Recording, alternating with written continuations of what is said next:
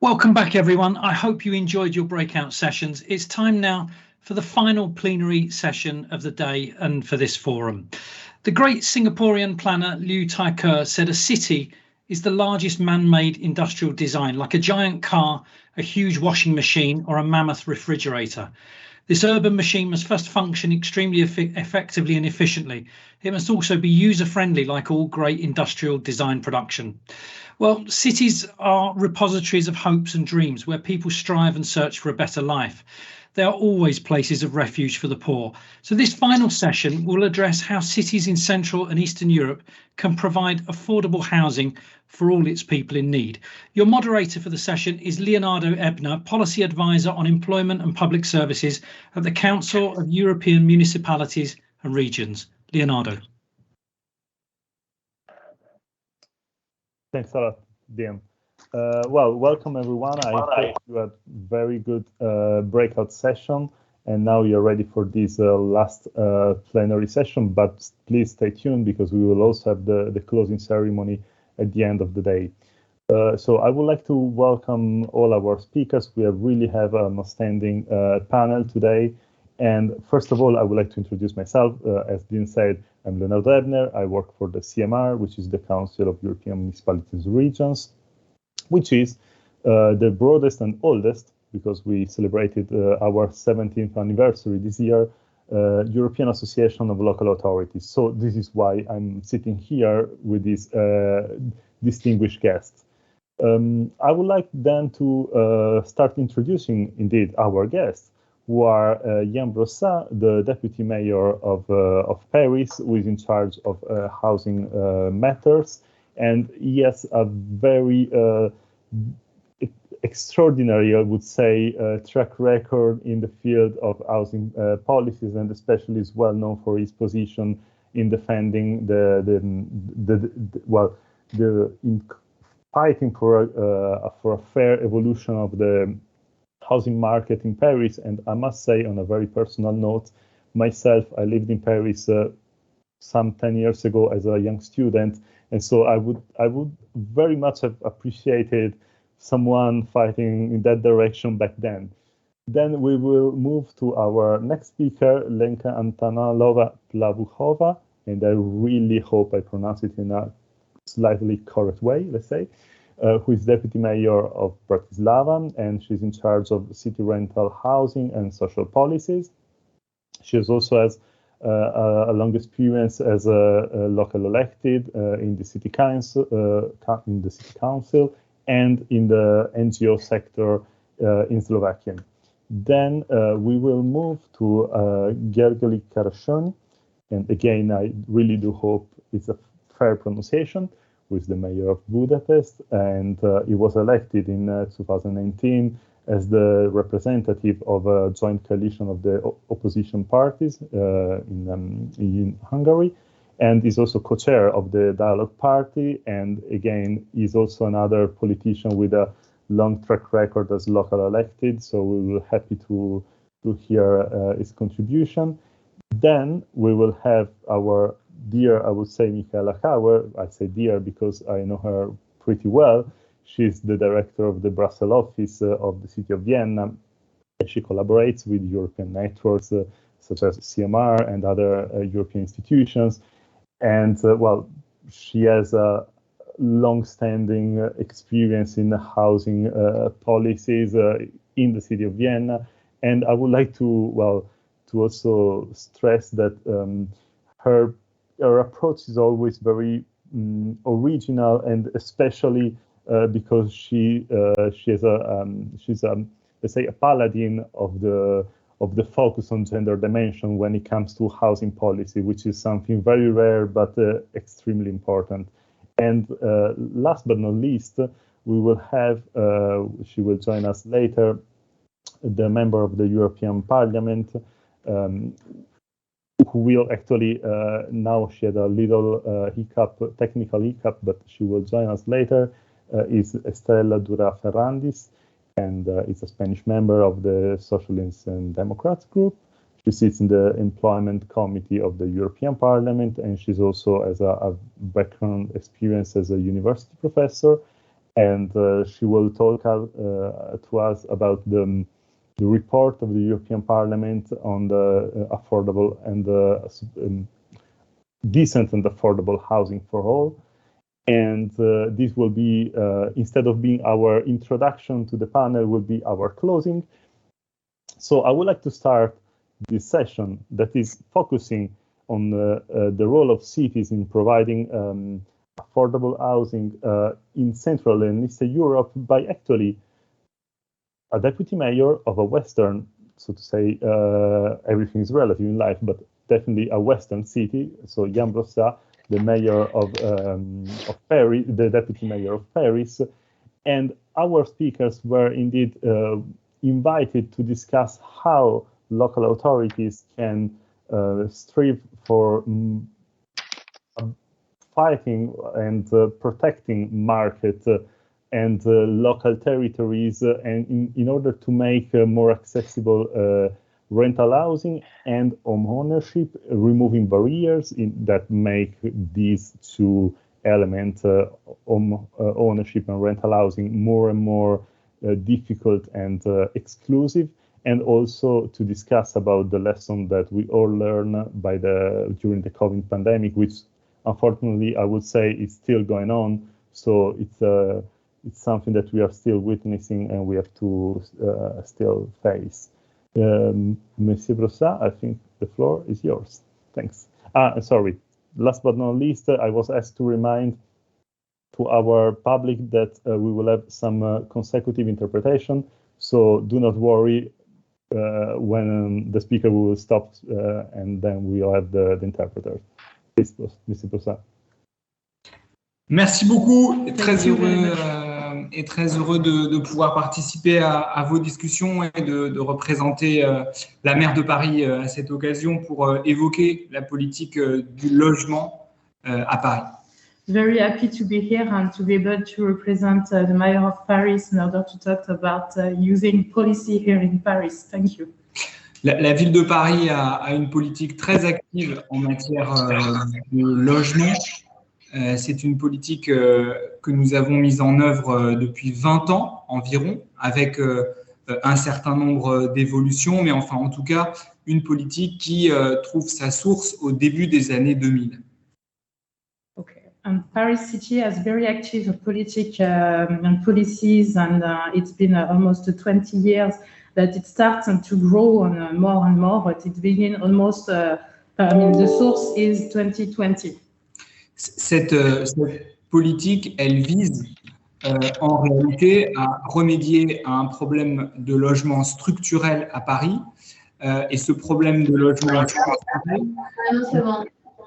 il est lié à deux difficultés. La première, c'est un décalage très important entre l'offre et la demande, c'est-à-dire que Paris est une ville dans laquelle on a beaucoup de demandes, beaucoup de gens aspirent à habiter à Paris, et c'est une ville qui, dans le même temps, est petite en superficie.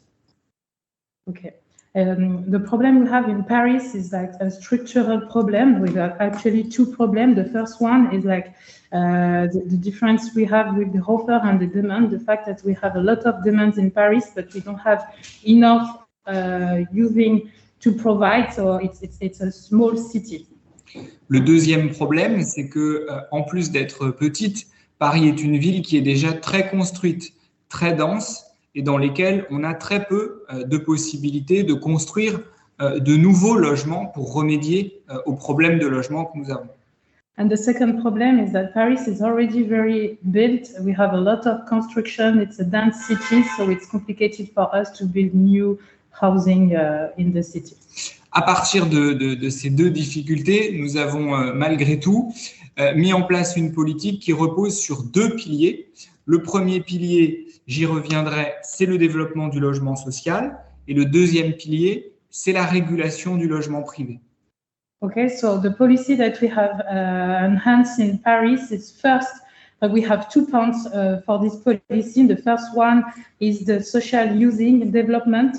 And the second one, le deuxième pilier, pardon. La régulation du secteur privé. The regulations of the private sector. Le premier pilier, donc, c'est le développement du logement social. Au début des années 2000, à Paris, il y avait 13% de logements sociaux, c'est-à-dire 13% de logements publics qui échappent au marché. Aujourd'hui, il y en a 24. Donc, nous avons énormément augmenté la part de logements sociaux à Paris depuis une vingtaine d'années. So we're saying that from 2000, we had only 30% of using social using, so public using, and now we have 24% of social using in Paris. So they slightly increase the offer in Paris. C'est-à-dire qu'il y a aujourd'hui quasiment un habitant sur 4 à Paris qui vit dans un logement social et qui bénéficie d'un loyer qui est 2, 3, parfois 4 fois moins cher que le loyer du secteur privé.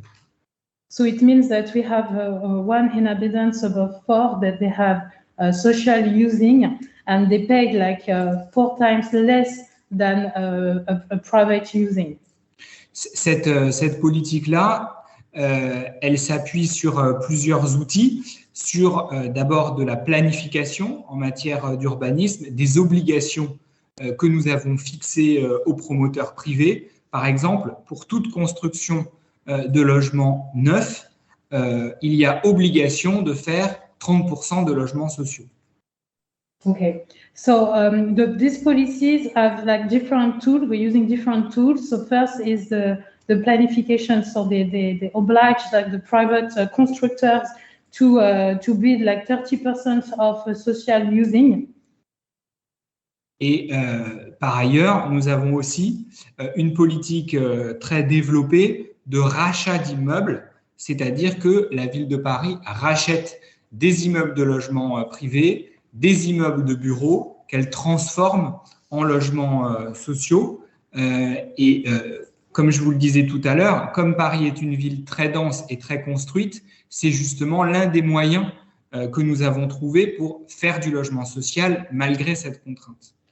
So one of the things they do with this policy is the development of the fact that they buy the buildings already constructed, like office and private building, in order to transform them in social using. As Paris is a dense and constructed city, that's the first funds they found, the solution they found to manage this situation. Et pour finir sur le logement social, tout ça a évidemment un prix et la ville de Paris consacre depuis plusieurs années maintenant entre 400 millions et 500 millions d'euros par an à cette politique de développement du logement social. So Paris invests between 400,000 millions and 500,000 millions on this policy for the social using. Voilà pour le développement du logement social. Le deuxième pilier, je le disais, c'est le développement d'outils de régulation du secteur privé. Parce que le constat que nous avons fait, c'est que le développement du logement social n'a pas d'influence sur le niveau des prix du secteur privé. Nous avons développé le logement social, mais malgré cela, dans le privé, les prix restent extrêmement chers. Okay, so now we say that it's done regarding the social development, the strategy they have. So now we're talking about the development of the tools regarding the regulation of the private sector, but it doesn't have any influence on the rate of the social using. De quelle manière réguler le secteur privé? J'évoquerai rapidement 3 outils que nous avons mis en place. Le premier outil, c'est l'encadrement des loyers, puisque depuis 2 ans, les loyers sont limités à Paris, c'est-à-dire qu'un propriétaire ne peut pas dépasser un certain niveau de prix au mètre carré à la location. Et cela nous a permis de freiner la hausse des loyers ces dernières années. So they have put like 3 tools in order to do this strategy. The first one is the rental. Encadrement, j'ai oublié. they stop a certain amount for the rental properties in order with the square meter price not to go above a certain amount in order to manage this situation. Le deuxième outil de régulation que nous avons mis en place, c'est la limitation des locations sur Airbnb et sur les plateformes de location touristique, parce que nous avons constaté que beaucoup de logements étaient loués sur Airbnb au détriment du logement des Parisiens. So the second tool that they're using regarding the situation is the limitations of the Airbnb rental, as they have seen they have a lot of Airbnb housing use, but not a lot of Parisians living on these places, so they have put a limitation on that. Et le troisième outil que nous avons développé ces dernières années, c'est un outil qui vise à développer l'accession à la propriété à moitié prix. À Paris, on est en moyenne à 10 000 € du mètre carré, et grâce à ce nouvel outil, nous mettons en place des logements à 5 000 € du mètre carré, donc 2 fois moins cher. And the third tool that they're using regarding their strategy is the development enabled to help people to be owner of their using, and helping them with 50% of the price, because in Paris, actually, the square meter rate is above like 10,000 € per square meter. But with this tool, now they can have it for 5,000 square meters. Voilà rapidement les outils que nous avons mis en place. So that's quickly the tools that we have put in place in Paris. En tout cas, ma conviction, et je sais que je la partage avec beaucoup d'élus en Europe, c'est que pour rendre le logement plus accessible, il est indispensable d'agir sur le marché, et que laisser faire le marché, c'est de fait empêcher les classes moyennes et les catégories populaires de vivre dans nos villes. So quickly, that's the conviction that he has, and he knows that it's sharing with a lot of state members, is for the affordable using, we have to act on the market. Et à la fin, j'ai pas eu le temps de noter, vous avez dit agir sur les marchés et mettre en place des outils de régulation. And they want also to put like tools to regulate this market. Voilà, merci beaucoup. Thanks a lot. Thanks a lot, Mr. Brossat. And well, I found this very enlightening in a way that I think today we will hear a lot of contribution from our panelists. They will somehow compose a mosaic of possible actions that can be undertaken by local authorities, indeed, to make more, well, fairer the market of housing in big cities. I think now, well, first of all, I was invited by our organizer to remind everyone to please keep your camera open during the entire time of the panel. This said, I will now move to our next speaker, Mrs. Lenka Antonova-Plabukova, and I swear I rehearse the pronunciation of the names, but then I'm really bad in this, so I'm sorry. But I think that with this, let's say, tandem of cities, Bratislava and then Budapest, from Central Europe, we will go at the core of the issue of today's session, that is indeed the role of big cities. And I stress this point because being representative of an organization that at the European level works with all levels of governments, we know very well that these challenges depends very much on the density of the population of the urban settlement. Here we are talking about city center, major capital, and places where there is a specific concentration of human resources, of capital in terms of economic capital, and density and of buildings, and also characteristic of specific buildings, normally relatively old, that are outdated in many specific technologies, so they need a lot of renovation. So we are talking really of a specific kind of situation. Now I will leave the floor to Mrs. Antonova, and well, for your presentation, and then we will move to our next speaker, please. Thank you very much, and I'm very sorry for my complicated surname, and I'm okay if you call me Lenka for the rest of the session. It's I don't want to, you to be in stress with my surname. So I would like to say a couple words about situation with public and rental housing in Bratislava or in Slovakia. In Slovakia, there is a huge imbalance between ownership, the private ownership, and the rental housing, and especially public rental housing. We have more than 90% of ownership housing in 2022. And the solution to the unaffordability of housing in Slovakia may be the combination of several policies.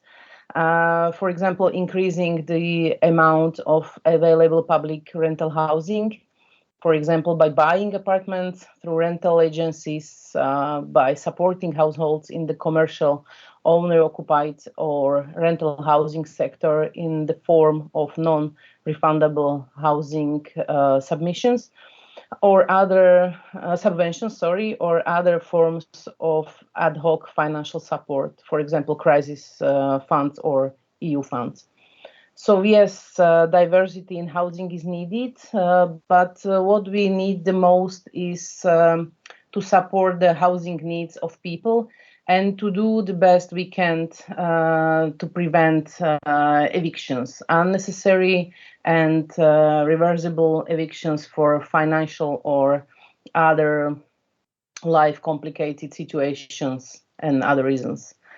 As I said before, functional housing allowances from the government in Slovakia, which is currently lacking, it's very low in Slovakia, could help here as a way of preventing the loss of housing. And it's also necessary to focus and put energy into a gradual change in the society's perception of housing as an asset or good investment, which a person has to earn or pay excessive amount for. In Slovakia, housing is still not perceived as a human right in our society. And it's also clear that there is still a prevailing narrative stressing the need to own a flat or property. And the rental housing is seen as a so-called necessary evil. This is still a leftover of the perception of housing from the 90s, when after the fall of communism period, the whole society was reoriented on private ownership, which had been impossible until then. And this phenomenon also occurred in Bratislava, where as part of the transition to private ownership, the city sold tens of thousands of rental flats into private ownership between 1990 to 2010, thanks to national legislation that gave tenants the right to buy their rented flats. And the emphasis on home ownership is driving more and more people out of housing, make it even more unaffordable. Low interest mortgages cannot in any way be seen as an only solution to the situation, so we need to talk about other options. Nor is housing recognized as a human right in the national housing policy. In large cities, it's also certainly necessary to continue and intensify communication with private development companies operating in our cities on the topic of affordable housing or rental housing for people living in the cities. But here again, it's not enough to just build flats And it's important also to discuss for whom and what kind of flats are we building, and especially in context of gentrification of city areas. Currently, the situation is like that. The inhabitants of Bratislava spend almost 37% of their monthly salaries on household expenses, with the standard indicator of housing affordability being total household housing costs up to 30%. In countries like Slovakia or cities like Bratislava, the ratio of private to public rental housing stock needs to be regulated more on a national level. And without this regulation, cities themselves will never be able to create sufficient public rental housing stock. In addition to its own construction or purchase, a city housing stock can be expanded in a short term through cooperation with private landlords or private development constructions industry, which can create more community-oriented flat stock instead of the profit-oriented one. Housing should also reflect the diverse makeup of the population so that community housing projects can play a more central role focused on the needs of particular groups, for example, women, senior citizens, single parents, or disabled inhabitants. Thank you for your attention. Thanks a lot. It was indeed very, very insightful in the sense that I think we could see there are points in common with what we heard from Paris, but there are also very clear specificity that comes from a cultural background, some tradition, what's the heritage at level of policy making, which is indeed influencing how the market is evolving nowadays. On this note, I would like to move to our next speaker, the mayor of Budapest, Gergely Karácsony. Please, the floor is yours. Hi, everyone. It's a pleasure for me to be speaking at this panel.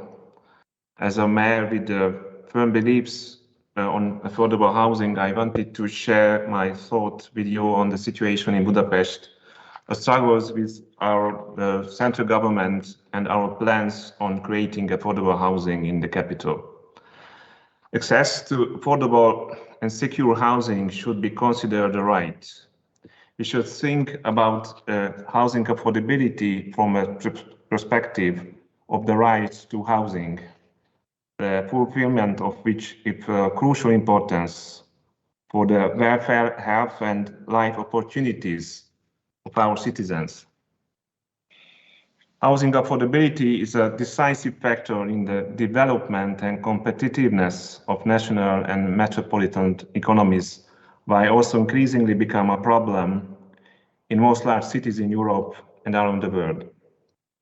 The crisis of housing affordability, however, especially severe in Budapest.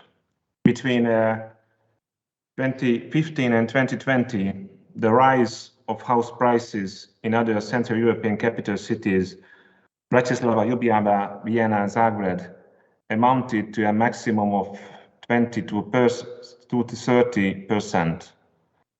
But house prices rose in Budapest by a striking 125% in the same period. Out of 150 large cities around the globe, Budapest experienced the highest rate of annual growth of house prices between 2018 and 2019, and the second highest rate between 2018 and 2020. Average rent prices in the private rental sector doubled in the few past years, partially because of the significant rise in the short-term rentals for tourists. House prices, as well as the rents, rose much faster than average incomes. It became increasingly difficult for even middle-income families to afford housing in Budapest. There are several sectors, including primary and secondary education, healthcare, and social services, where even average wages do not match the cost of housing and other household necessities. The central government's housing policy are unable and perhaps unwilling to address this affordability crisis by focusing exclusively on support home ownership and especially private new constructions. The government's housing programs even exacerbated this crisis by contributing the rise of the housing prices. Furthermore, by targeting housing subsidies to more wealthy households, housing policies is not decrease but increase housing inequalities. As a consequence of the short-sighted privatization policies pursued after the change of regime in 1990, as well as the underfunding of the public housing ever since the affordable rental sector amounts to only 4% of Budapest housing stocks. Currently, partly because of the politically motivated severe cuts in the funding of local authorities, the municipality of Budapest simply does not have the means to provide systemic answer to the housing crisis. Not only does the central government fail to provide the necessary resources from the municipality to pursue the kind of housing policy that the situation would be demand, it also blocks its access to loans. There is a consensus among housing policy experts that there is an evident and urgent need to significant expansion of the affordable rental sector in Hungary and in Budapest. Affordable rent is exactly what the city's new integrated urban development strategy identify as one of the city's most important policy goals. However, it is uncertain whether Budapest will be able to make significant progress in the coming years in this policy area. A change is needed. It could be in the central government's approach to housing policy, or it could be its treatment or more treatment of financial autonomy of municipalities, or in municipalities' direct access to EU funding. It was this reason that through the Pact of Free Cities, together with mayors of Bratislava, Prague and Warsaw, we initiated an all-European lobby effort for directly accessible EU funding. In the meantime, we also work on implementing whatever changes our current financial constraints allow.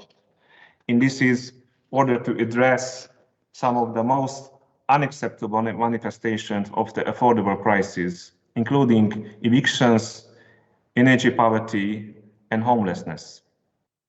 And we have also been working on the development of the social rental agency model in order to expand to affordable rental sector. A well-functioning social rental agency model is quicker than new housing development, and most importantly, does not require such significant prior capital investment, as aims to include private-owned units into the communal system of affordable housing provision. And I'm looking forward to learn from the forthcoming discussion with my distinguished colleagues, as well as from any opportunities in the further international cooperation in the housing policy area. Thank you. Thanks to you, Mayor. And I will actually take the opportunity of the reference you made to this initiative of the Free Cities Pact actually as a hook to move back in a way to our European dimension of this panel, and therefore moving to our next speakers, actually our two next speakers. I will then go for first Michaela and then Estrella.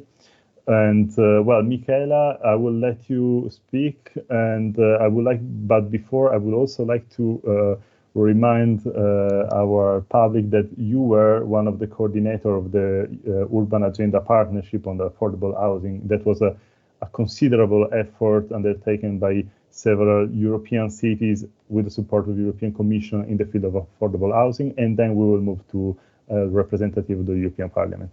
Please. Yeah, thanks a lot, Leonardo, for the nice introduction, and hello to everyone. Especially, I would like to first convey the greetings of my mayor, Mr. Michael Ludwig, to the colleagues from Bratislava, Lenka, Budapest, Gergely, and of course also Paris, Ian. Because it's very important for maybe everybody here to know that the cities are in strong and stable contact, and they have stable relationships across, times and in all the crises that we have been facing. And I think this is a value in itself. And I'm of course also happy to see our good friend Estrella. She has been a great partner when it came to designing policy proposals with regard to affordable housing solutions across Europe. Now, I'm very, very pleased to speak here today with the background of the work we have been doing on European level to create more opportunities for cities to have affordable social and public housing. And I listened very carefully to the three politicians now, clearly. I think that what you described is in a way also a little bit very typical for many European cities. And there are differences because the governance setting in Slovakia and Hungary and many Eastern or post-communist scenario countries is very different from the things that we know in, for instance, France and French cities or Italian and Spanish cities. There is a huge difference. And I think the main point is the diversity of the housing stock that you have or have not. Yeah. And clearly there have been taken decisions in Central and Eastern European countries after the fall of the Iron Curtain that were at that time very important for the self-control of people and for the self-responsibility of people. So, but trying to find out the way of the crisis that you face now in Bratislava and Budapest and in many other places is really difficult against also this cultural background and this historical perspective. So, and on the other hand, when I look at what Ian from Paris was telling us, yeah, with the scarcity of the land, with the strong intervention of a very, I would say, a very ferocious market in Paris, is again showing that all these phenomena like gentrification, touristification, and financialization, nobody has a vaccine against it. It's coming in all places. And by the way, congratulations to Paris for the decision with regard to the limitation of Airbnb, which you won before the European Court of Justice. This is a great achievement and a good sign of hope for all the people here and many cities across the European continent, because this is setting a new standard that it's okay to limit, for instance, the interventions of the short-term holiday rental sector in a given city. So we have a very important piece of legislation now on the table again. But coming back to the situation in many of the Eastern European countries, we've worked a lot on that also with regard to renovation, clearly, because an apartment block with so many different owners, yeah, is very hard to be renovated. So trying to find solutions for also that, because again, state aid rules will not allow you to put public money into the renovation of such an apartment. So you have to be very creative with regard to the forms, the agencies, the models that you apply to do that. And being a neighboring, Bratislava and Vienna are the most, I would say, close capital cities in the world, I think, not only in Europe. So it's like 40 kilometers between the two of us. We know that the problem is evident in Bratislava because young families who cannot afford to find a home in Bratislava are now living across the Austrian border in our small villages. Now, the mayors there are quite happy that they're doing that because they were like dying villages on the border. But clearly, it's not a good sign if you cannot live and afford to live in the place where your parents were growing up and where your parents are, or the grandmothers and grandfathers are. This is not good for family life as well. So seeing in all of this, we see that the There's a high also aspect of politicization. I mean, thinking of the mayor of Budapest, what you have explained now also with regard to your national government and the role it plays to solve or not solve the problems that you have in Budapest is clearly an important issue. Now, cities can do a lot, and you're doing that, and I admire you for that, to provide for more diversity in your housing market. Often you cannot do it because there's limitations. Rent laws are a competence of the national level, clearly, very often. But you can do a lot, as you described it now, with the social rental agencies. I know that in Eastern European countries also a lot of cities are now thinking about setting up cooperative models of housing, which is a little bit also a way to overcome the dichotomy between there's only rental, and that's quite bad, and there's only home ownership, like in many European countries. Yeah. So, and the public or the social housing is for the very poor, and we all treat this a little bit like a charity, yeah? And it's not it's stigmatizing people. I mean, this is also something we know very much from the French situation with HLMs. You don't want to live there because the address that you get with an HLM housing home is like even discriminating you against on the labor market, on the in the field of employment and many other fields. So I think that starting to be proud of affordable and social and public housing solutions is a thing that we can share from Vienna.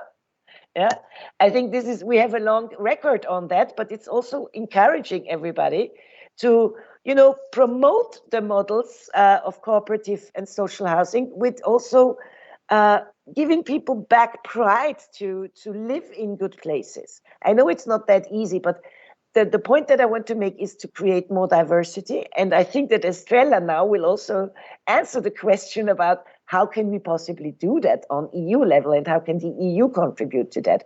I mean, hindering a city like Budapest to take up loans from the EU level is something that should not happen here, that we will clearly need also something to be done on EU level. Giving more leeway, for instance, with the Stability and Growth Pact, to make cities able to invest in affordable housing solutions would be another important element that we want to see on EU level. Clearly, also, we need to have capacity building with regard to new affordable housing solutions in many places, and the EIB is playing a very good role here.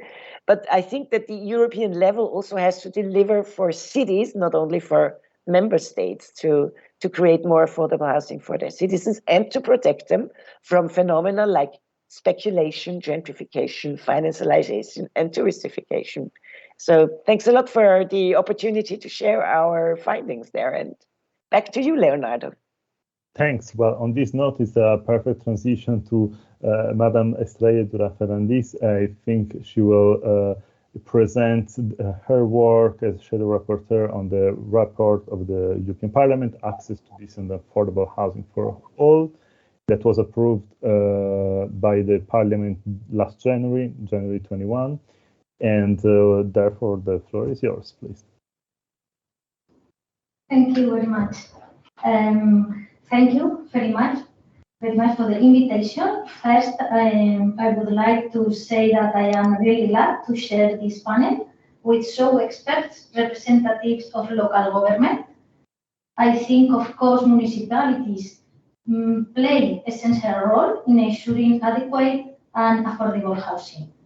I will try to summarize some important ideas regarding the effects of the pandemic on the housing sector, and I will finish by proposing some ideas about how Europe can help local governments facilitate policies for more affordable housing. Above all, I will focus on the proposals that the European Parliament made in the report mentioned already on access to decent and affordable housing for all, approved in the last January.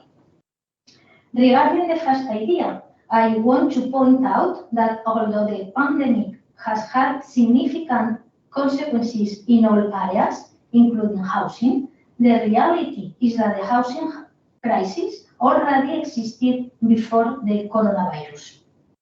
And if we have learned anything from the pandemic, is that we must strengthen social services and the welfare state to be more resilient.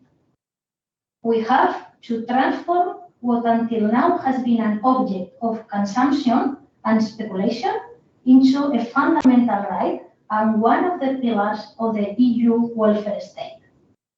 The main problem is that in many European countries, almost the entire housing market is in private hands. If 95% of the housing market in a country is privately owned, it's very difficult to counteract a situation where funds such as vulture funds enter and generate an upward trend in prices. The same applies for the pandemic or any crisis. So the Parliament proposes to change the discourse and to promote public and social housing policies, not only for the poorest, but also for the middle class, for all citizens. Social housing should cease to be seen as a subsidy for those who have nothing and should be seen as a right for the entire population. We have several models in Europe, and we know that the cities that best regulate the housing market are those that have a large amount of social housing. Nordic countries or the Vienna city are good examples. We know that in Eastern European countries, the social housing offer is considerably lower than the EU average of 7.5%. Only Poland slightly exceeds this average at 7.6%. So what can we do at the European level to promote more social housing at the national and local level? The European Parliament report calls on the Commission to fix a target at the European level and to request Member States to ensure the provision of adequate and affordable social housing to cover the housing needs of the three bottom quantiles of society.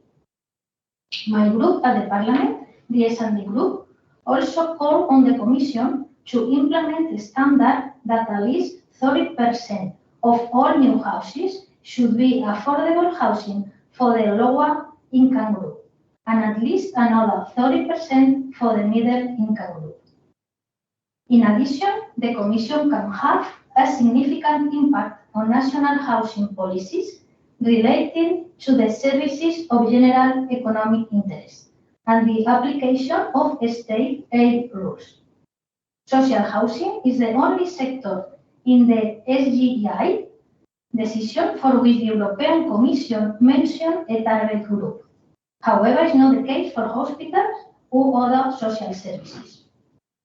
The inclusion of the housing sector in general, and not only social housing, in the list of services of general economic interest would represent enormous progress. It would give countries the full freedom to implement public housing plans and provide as much social housing as they deem necessary. It would also expand the target group for middle class people and not only the most vulnerable. So, it's also time to revise the state aid rules to broaden the target group, as well as to refine the house price index indicator to set the reference threshold for the housing cost over burden rate at no higher than 25% instead of the current 40%. Currently, in Eastern Europe, public spending on housing aid relative to GDP is very low, at less than 0.15%. In Germany, for instance, it is 0.73%. Also, the Commission can regulate the real estate market so that it produces sufficient affordable housing. Measures like preventing any privatization of the public or social housing, maintaining a regulatory framework that preserves security of tenure and affordable housing for tenants, including through rent caps, controls or rent freezes where needed. Let us remember that in general, in Eastern countries, rents are not regulated. In the Czech Republic, for example, landlords can increase the cost of housing by up to 20% in 3 years. Also requiring the full and public disclosure of all investments in residential housing to prevent corruption and tax evasion, imposing taxes on residential real estate and land speculation to curb the short-term resale of properties, and removing preferential tax breaks for real estate investment trusts. Finally, I want to emphasize that the action plan for the European Pillar of Social Rights includes important measures like the implementation of the Green Deal through the Renovation Wave initiative, the Commission recommendation on energy poverty, the future revision of the Energy Efficiency Directive, and guidance for local action by the EU Energy Poverty Observatory. All of this will contribute to alleviate energy poverty and increase the quality of housing, in particular for middle and low-income households. But we need to go further. We need a new economic governance framework for the EU in order to protect the right of citizens and social welfare systems in crisis, giving social and ecological objectives the same legal enforceability as those of fiscal consolidation and financial stability. This is why we have called on the Commission to integrate social progress as an investment priority, together with the green and digital transitions in the Recovery and Resilience Facility. It's necessary to outline how the social pillar principles are going to be implemented and where the social investment is going to be targeted, including investment in social housing. Housing is a fundamental right and one of the pillars of the welfare state. Thus, it must be excluded from the rules of competition in the same way that social spending must be excluded from fiscal policies. Dear colleagues, we must move sustainable into the future by changing the discourse on housing. We must promote public and social housing policies for all. For the general economic interest of Europe and the well-being of its citizens, social housing must be seen as a right for the entire population. Thank you very much. We can discuss in the debate about all of these issues and topics. Thank you. Thanks a lot. And actually, now I would like to open the debate among the participants and also remind to our public that they can write questions in the chat and we will read them and reply to them. Well, I would say that there is a lot of flesh on the bone, and it's difficult to summarize everything that was said. Probably, I think we can identify in a sense of a sort of double dichotomy, in the sense that all our participants highlighted the dichotomy between the role of the private market and the role of public authorities on one end, and on the other end, the perception of house ownership against, so to say, the rental market, and how this perception is evolving. I think one of the key element that is emerging among these, after this intervention, is that we are somehow switching to a new mindset, or at least we are trying to switch to a new mindset, meaning that the social spending in housing is not perceived anymore, or should not perceive anymore, as an extraordinary measure to tackle an issue or to solve an emergency, but rather as a structural solution for just rethinking our public spaces and the urban settlement as they are conceived nowadays. And I know that I'm taking these from very far away, and I'm coming back to a very specific point, which is another element that was highlighted by many of you, meaning the relation between your local administration, your city administration, and the higher level of governments, meaning the national government and the European institutions, because one of the elements that was also highlighted in the background note is indeed we are asking to you a question that is very simple and straightforward. Have you ever been involved in some negotiation or discussion regarding the National Recovery and Resilience Plan? And I would like to broaden this discussion and this point, because it's actually something that goes a bit deeper. Again, from a European perspective, the recovery plan is not, it doesn't appear out of the blue. It is part of a system, of a mechanism of governance that is called in the European jargon as European semester, which is a process of discussion of reforms between the European institution and the national governments. I'm asking this because one of the main concerns for European policymaker is that indeed a lot of these reforms impact very deeply the local level, but they do not engage properly local authorities. And for instance, in the European semester, it exists also a thing called the social scoreboard. That is a tool to evaluate the performance of every member state in social affairs. And if you look at the indicators, you will see that there are indicators indeed about housing, but it is extremely difficult to discuss about the situation of housing without having at the table of the discussion the local authorities that are the one that can make the actual difference in the market. For instance, there are indicators about housing deprivation, about the so-called cost overburden for housing. I can't remember now who mentioned that. I think it was Lenka who mentioned that in Slovakia there's an average of 36% of impact of housing cost on the average income for citizen. Well, the over cost that is defined at European level is 40%.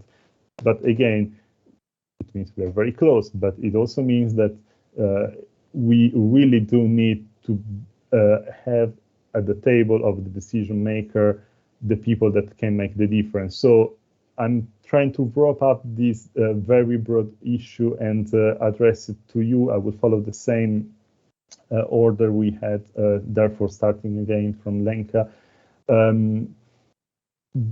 Do you have the possibility to interact with your national government, or do you have the feeling, well, I don't want to raise a very burning political issue now, but is it the case that there is some coordinated action, or is rather the case that cities are are left alone dealing with these issues, and they have instead look for alternative solutions? For instance, the Free Cities Alliance that we heard earlier.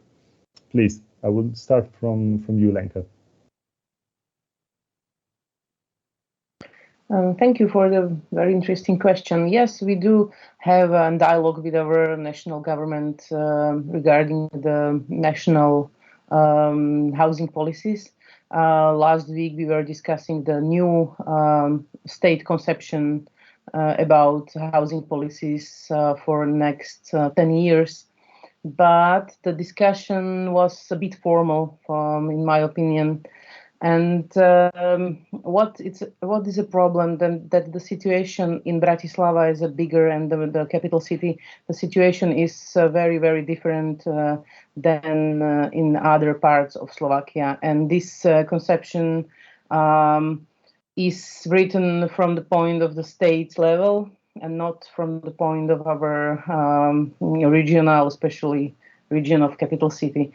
And sometimes it's very difficult to explain to our state authorities that the conditions for building and constructing and development of the houses in capital city is very, very different than in the rest of the Slovakia. And also we have a special system of state subsidies or state grants for building houses, and the limit for 1 square meter is the same in Bratislava as in the rest of the Slovakia, and this is very, very big problem, and we are we are all the time discussing this special issue, and we ask them to consider these limits per square meters. And yes, we are limited, and our hands are tied in this topic. Yes, so the discussion is open, but not as maybe useful as we would like to have it. And bouncing back to West, to Ian Brossat, well, I'll just turn the question to you. Oui, merci pour cette question qui est effectivement très intéressante et à laquelle nous sommes beaucoup confrontés. Je vous le disais, la ville de Paris, elle a deux axes d'intervention sur le logement social, et ça, pour l'essentiel, c'est nous qui mettons en œuvre cette politique, c'est la ville de Paris qui met en œuvre cette politique et qui consacre de l'argent. En revanche, sur le deuxième pilier d'intervention, qui est la régulation du secteur privé, nous dépendons presque totalement de l'État et donc du gouvernement national. Okay, so first is saying thank you so much for asking this question. This is very interesting topic. So as we said, for Paris, there is two points that was considered regarding the situation. So first was the social housing, and the fact is Paris in this first point they are spending the money. So they have the policy. They take the decisions regarding the social housing. So for them, this is okay on this first point. Regarding the second point, which is the regulations of the private sector, they are completely linked to the government, the national government. So for them, it's quite complicated on this point. Et donc, pour ce qui concerne l'encadrement des loyers et Airbnb, il a fallu que la ville de Paris obtienne que le gouvernement change la loi. Et c'est nous qui avons fait du lobbying auprès du gouvernement pour obtenir que la loi change et que nous ayons la possibilité d'intervenir. So regarding the rental policies and the Airbnb policy that they had, so they have to request this change to the states, and then they have to do like lobbying in order to have these interventions, but at the end they win it. Voilà. Merci beaucoup. And then I will move to our guest from Budapest, please. Thank you for your question. I will talk with Hungarian, and my colleagues will translate. Magyarországon tulajdonképpen 30 éve nincsen állami lakáspolitika, a piacra bízták a folyamatokat, ezért nagyon nehéz a helyzet. So in Hungary, essentially in the past 30 years, there were no housing strategies on the government level, and the entire issue has been entrusted to the market. Viszont az önkormányzatokon óriási nyomás van, hogy segítsenek a polgáraiknak, és az önkormányzati vezetők már fölismerték, hogy lépni kell a megfizethető lakhatás érdekében. Municipalities, however, face very significant pressure on the housing front, and leaders of municipalities have by now realized that they need to take steps on this area. A helyreállítási alap Európai Uniós forrásai kiváló lehetőséget adnának arra, hogy érdemben tudjunk javítani.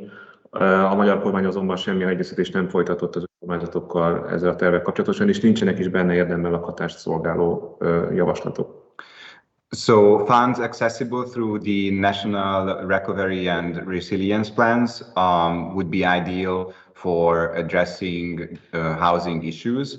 However, the central government did not include at all municipalities in drafting the national plan, and also the national plan did not at all address housing issues. Egyelőre a bizottság nem fogadta el a magyar tervet, ami szoros összefüggésben van azzal, hogy Magyarország és az Európai Unió között komoly viták vannak a magyar jogállamiság kérdésében. The European Commission did not yet accept the Hungarian national plan, partially because there are very intense debates between the Commission and the Hungarian government on the issue of rule of law in Hungary. De ha ezeket a vitákon is túl is jut a bizottság és Magyarország, kevés reményük van arra, hogy ez a kormány ezekből a forrásokból a lakhatást ösztönző programokat indítson. But even if the Hungarian national plan gets the approval of the Commission, it is very unlikely that any of these funds would be allocated to addressing housing problems, unfortunately.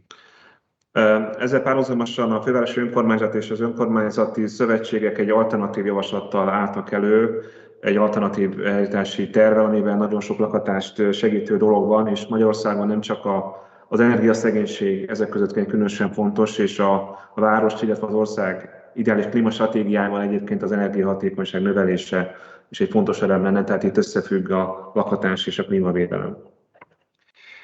In the meantime, the Municipality of Budapest, together with the Alliance of Municipalities, compiled an alternative national plan, which emphasized very much the solution to the housing crisis, as well as addressing the issue of energy efficiency, because increasing the energy efficiency of the housing stock would be important both for addressing energy poverty as well as for reaching climate goals.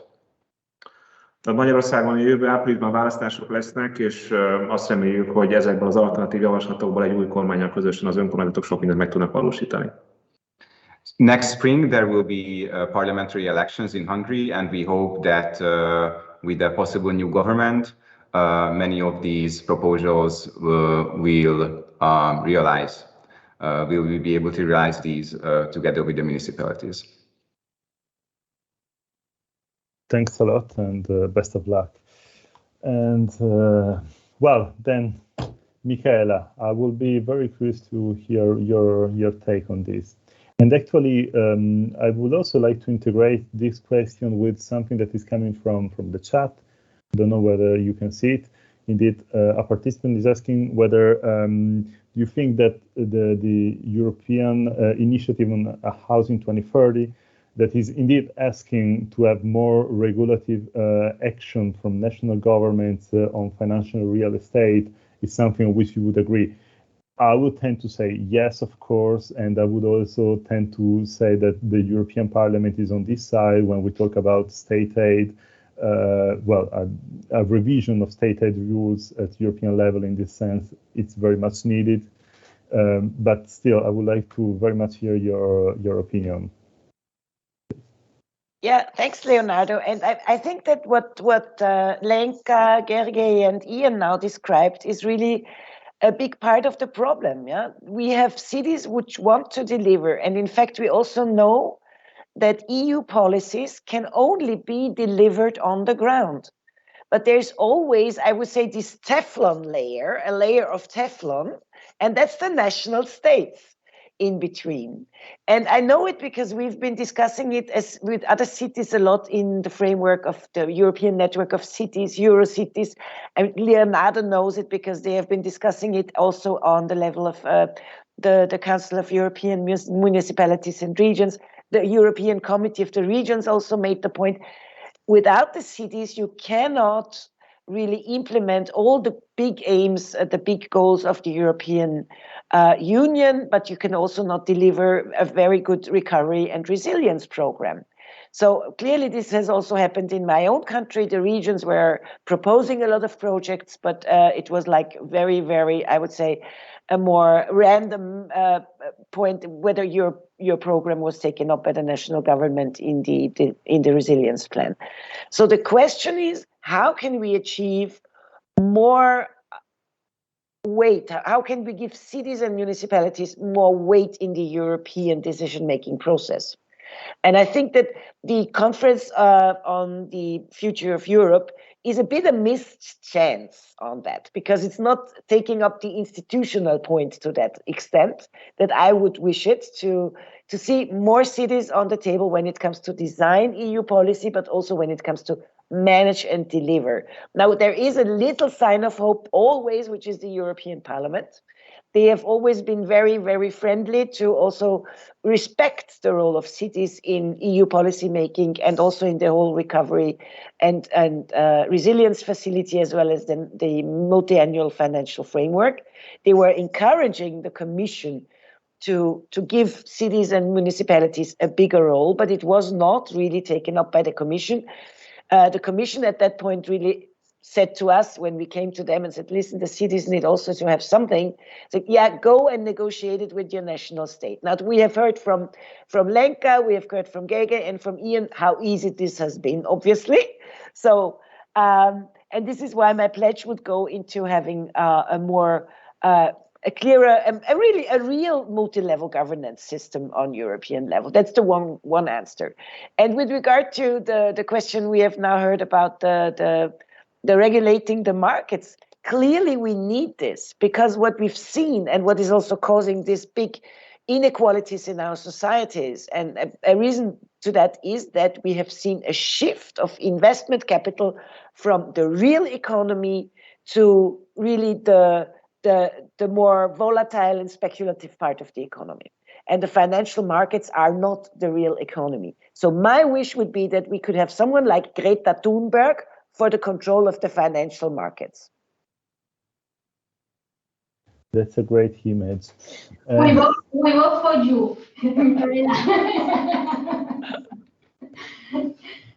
Well, please, Estrella, because I'm very curious also to hear what's the Parliament take. Well, you partially already said in your presentation, but I think the Parliament might play, or maybe could play, a more proactive role in bridging these two levels, because, well, we often see that there is a sort of ping pong when it comes to this. You go to the Commission and they tell you, well, it's up to member states. You go to member states and they tell you it's the Commission.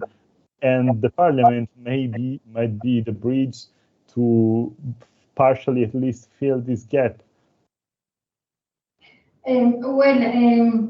I wanted to emphasize my previous idea about the important role of municipalities in ensuring adequate and affordable housing. I think that the municipalities need to be well equipped, both technically and financially. It's true that we need a strong effort at European level to increase municipalities' access to funds that can be dedicated to housing. I trust that recently announced initiatives like the Renovation Wave or the new European Bauhaus, as well, of course, the funds from the Recovery and Resilience Facility will deliver on that expectation.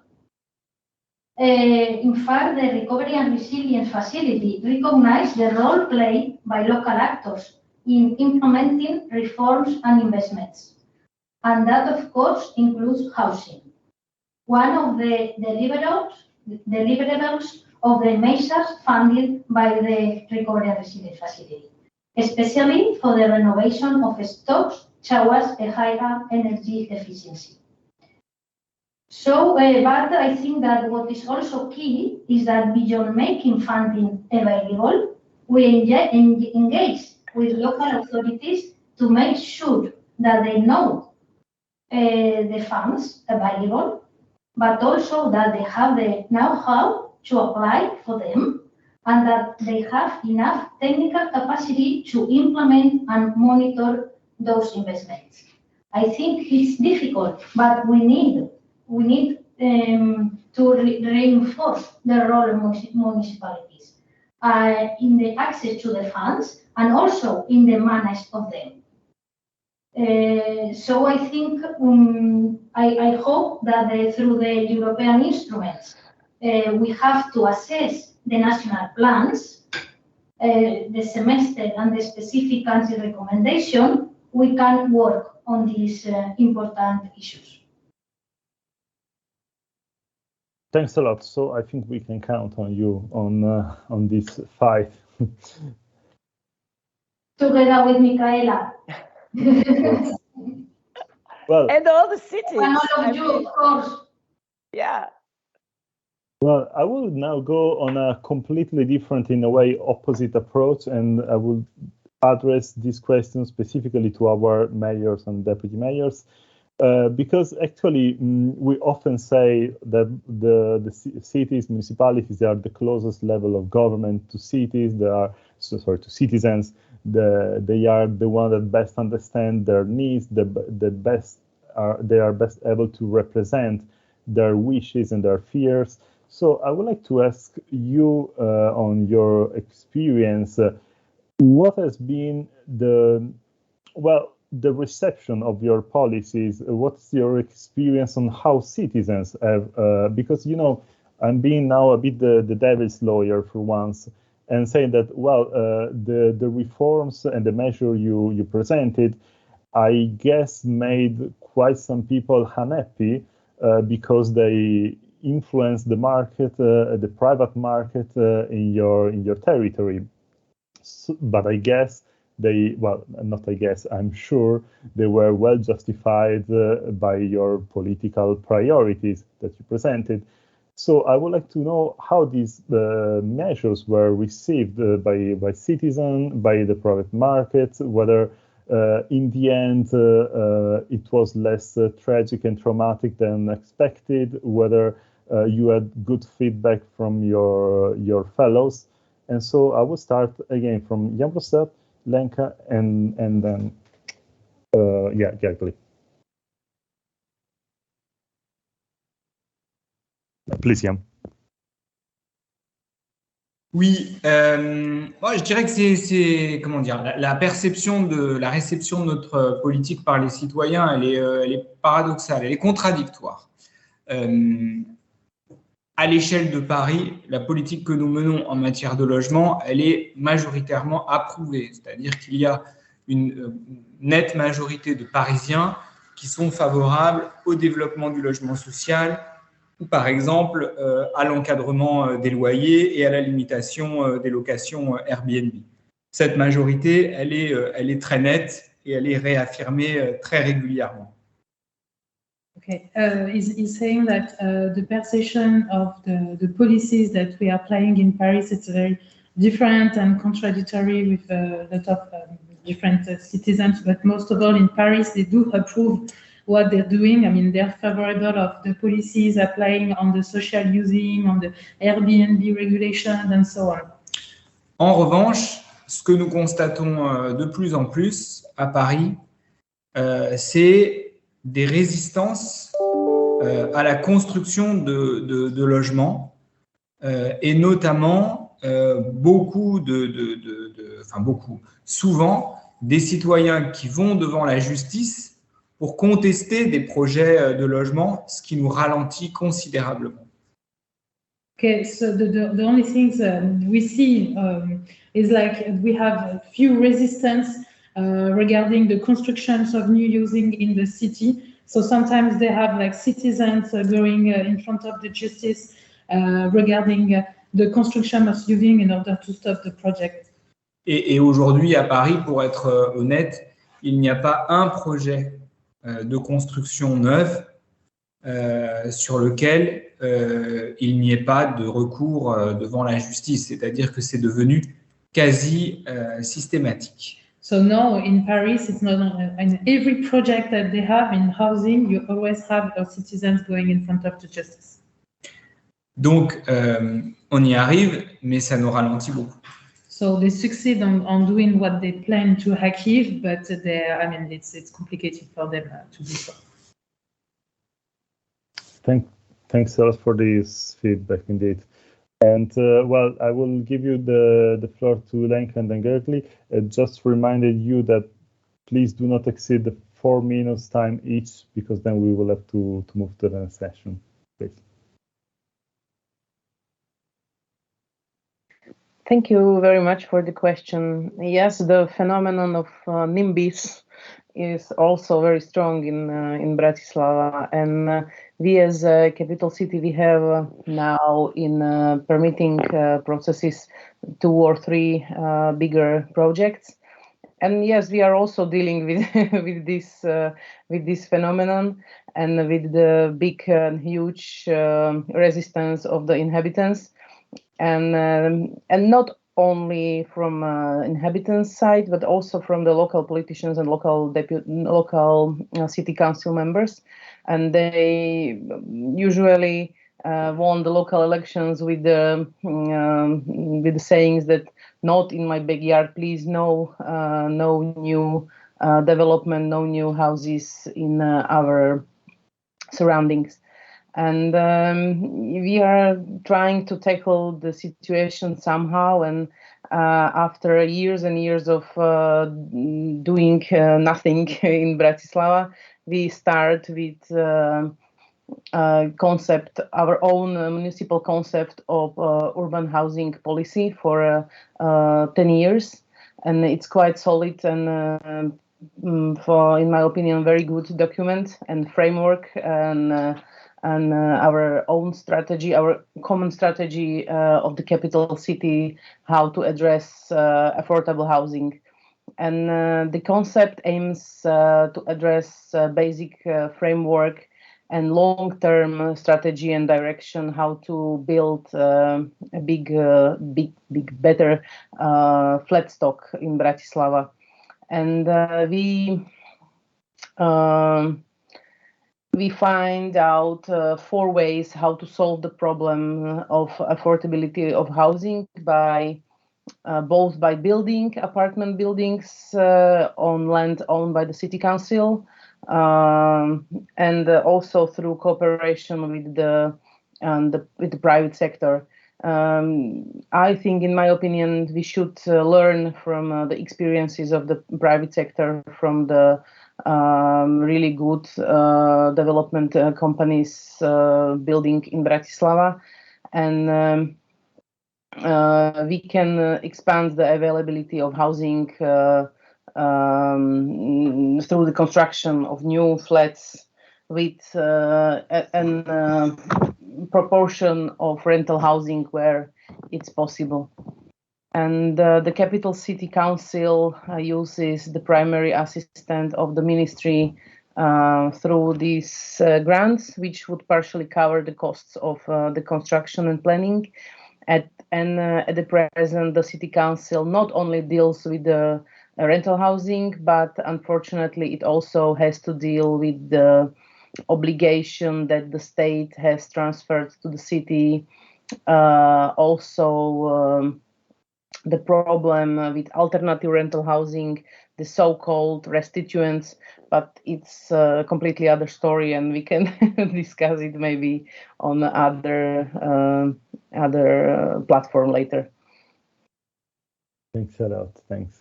And finally, we'll give the floor to Gegli. Vegyesek a tapasztalatok ezzel összefüggésben, de a pozitív tapasztalatok vannak többségben.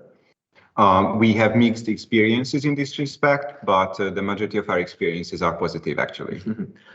Azt fontos tudni, hogy Magyarországon az államszocializmus után az emberek felszabadulásként élték meg, hogy saját tulajdonban lakhatnak, és hogy gyakorlatilag felszámolódott a közösségi lakástulajdon Magyarországon, akkor ez volt a korszellem, és a magyarok örültek annak, hogy saját tulajdonú lakásuk van. It is important to know that after the fall of state socialism, many Hungarians felt liberated to be able to own his or her apartment, and that was the spirit of the era. Az elmúlt évtizedben azonban az emberek megértették, hogy a lakhatás az nem csak egyszerűen egy piaci dolog, hanem az alapvető életünket befolyásoló erőforrás, és van érdemi támogatottsága annak Magyarországon, hogy bérlakásokat építsenek, és hogy ezek elérhetőek legyenek főleg a szegény családok számára. In the past decades, however, many came to understand that housing is not only a commodity, but it is also something that is essential for our lives, and there is actually broad public support for building affordable rental that is affordable for even those in low incomes. Illetve a lakhatási válság az drámai mértékű, és főleg, ahogy már utaltam, az önkormányzati vezetők nagyon élesen tapasztalják azt az igényt, hogy legyenek bérlakások. Én kerületi polgármesterként a fogadalom 80%-ában lakhatási kérdésekkel foglalkoztam. And so the housing crisis is actually felt very much on the level of municipal leaders. As a mayor of one of the districts of Budapest, I spent around 80% of my hours meeting with citizens discussing housing issues. Szóval a magyarok nagy többsége bérlakásépítéspárti, közösségi lakásszektor építéspárti, sajnos ezek közé, magyarok közé nem tartozik a magyar miniszterelnök. So a significant majority of Hungarians actually does support the expansion of the affordable rental sector. However, the Prime Minister of the Hungarian government is not included in that majority. Egy másik nagyon fontos kérdés a hajléktalanság, ami sajnos szintén egy nagyon feszítő téma Budapesten, és itt is van egy politikai kriminalizációs igény. A kormány gyakorlatilag büntethetővé tette a hajléktalanságot, és rendészeti kérdésként tekintett rá szociális kérdés helyett. Another important issue is homelessness, where the government unfortunately understands homelessness to be a law and order issue and not as a social policy issue, and therefore essentially criminalized homelessness itself. Ezért, hogyha valaki ezzel szembe megy, akár én kerületi polgármesterként vagy főpolgármesterként, ez sokszor indokolatlanul és érthetetlen politikai vitákat is kivált, de én úgy érzem, hogy a budapestiek nagy többsége a mi politikánk mögött áll. For this reason, going against this approach of criminalization often leads to intense political debates and perhaps unnecessary political debates. However, I do feel that the vast majority of the residents of Budapest actually support the kind of policy that we are trying to pursue. És még egy pontos tapasztalat, egy kormányzati jogszabály a Budapesten a kerületek számára biztosított lehetőséget a rövidtávú lakáskiadásnak valamilyen típusú korlátozására vagy szabályozására. Itt azért lehetett érezni, hogy a lakástulajdonosok véleményvezér része, felső képzőosztálybeli polgároknak a nyomásgyakorlása hát nagyon fölpuhította ezeket a szabályozási elképzeléseket. And I should also mention briefly the issue of the regulation of short-term rentals. A new government regulation actually authorized district-level local authorities to regulate short-term rentals and to restrict essentially the use of houses for this purpose. And it was quite evident how the minority but loud voices of upper middle income property owners led to an underutilization of this possibility. Thanks a lot. That was also perfect timing, and I would say a perfect note to conclude this panel. And I would say a perfect note because it highlights also the importance of dialogue with citizens, keeping always open a channel of communication to make understood the choices that municipal authorities take. On this note, I would really like to thank all the speakers, Estrella, Durá, Ferrandis, Brossat, Gergely Karashoni, Lenka Plavukova, and Michaela Kauer for having shared this couple of hours with us today. Your contribution was really highly appreciated. And on this note, I pass the floor to our Master of Ceremony, Dean Nelson, please. Thank you, Leonardo, and to all our guest speakers, Estrella, Lenka, Ian, Gergely, and Michaela, for a rousing finale to 4 days of fascinating debate. And closing, I think, what has been a great show. We've heard some wonderful talks, amazing innovative ideas and schemes. And as we said on Tuesday, this forum is about hope and solutions in widening access to decent, affordable and sustainable homes for all. And so it's fitting that we're going to end our forum by honouring the best and most exciting innovations, which we believe will accelerate the achievement of these aims in the European Housing Innovation Awards. Now, first, we're going to take a short 5-minute break, and then we'll be revealing the finalists and the winners and hear their presentations explaining the impact their innovations will make. But I think it's fair to say that we've been overwhelmed by their energy, commitment and originality. We have 3 categories and 3 winners. There's the Public Policies Award for groundbreaking policy innovations that help improve housing conditions, promote the participation of civil society, government and the private sector to meet the needs of low-income and vulnerable groups. The Best Practice Award, sponsored by Whirlpool, for innovation in affordable, sustainable and scalable housing solutions which improve living conditions for low-income households. And finally, the Shelter Tech Award for technology, sponsored by the Hilti Foundation, for private sector-led design and construction innovations which improve the quality of affordable, resilient and sustainable housing at scale. Now, each category was judged by a panel of experts from sector stakeholders, professional bodies and leaders in the field, who selected 12 finalists, 4 from each award, and chose 3 winners. All finalists and winners will be featured in the Global Top 100 Affordable Housing Innovations being compiled by Habitat for Humanity International, along with our sponsors, the Hilti Foundation, to promote their innovative ideas among practitioners. For the winners, there's also a $5,000 cash prize. See you in 5 minutes.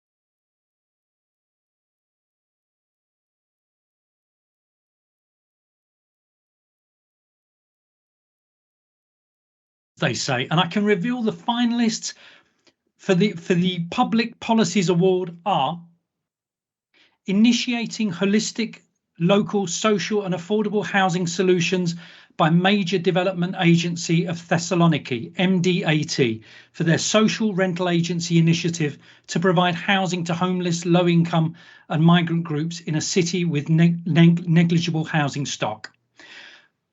Affordable Housing Rental Scheme by Ireland's Housing Finance Agency plc for its innovative housing finance scheme to enable housing bodies to offer homes for rent at 25% below private market rates. Housing 2030, effective policies for affordable housing in the UNECE region in Belgium, a collaboration between Housing Europe, UNECE Committee for Housing and Land Management, UN Habitat Land, Housing and Shelter section for their best practice toolkit to help decision makers develop effective, affordable housing policies. And finally, the concept of urban housing policy for 2020 to 2030 in Bratislava, Slovakia, by the Municipalities City Hall to reverse years of policy neglect and put affordable housing at the centre of its long-term planning. And the winner is Initiating Holistic, Local, Social and Affordable Housing Solutions by Major Development Agency of Thessalonica, MDAT. Congratulations to them. Let's take a look at their video.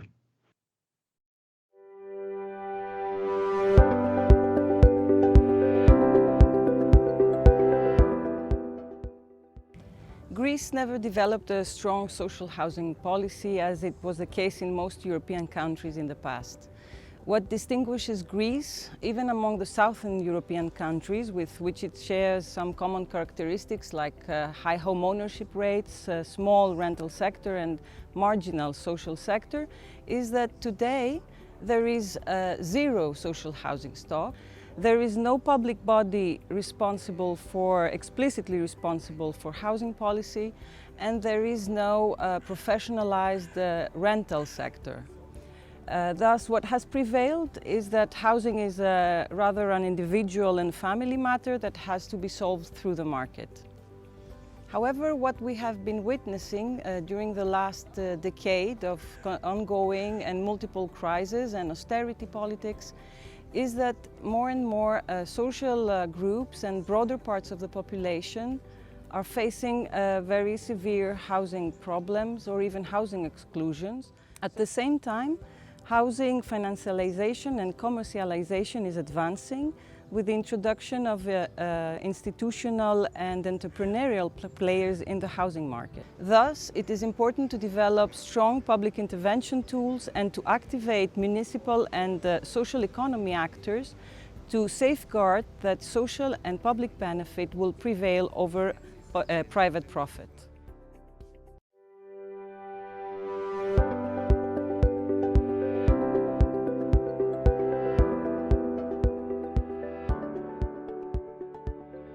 The study had a twofold aim.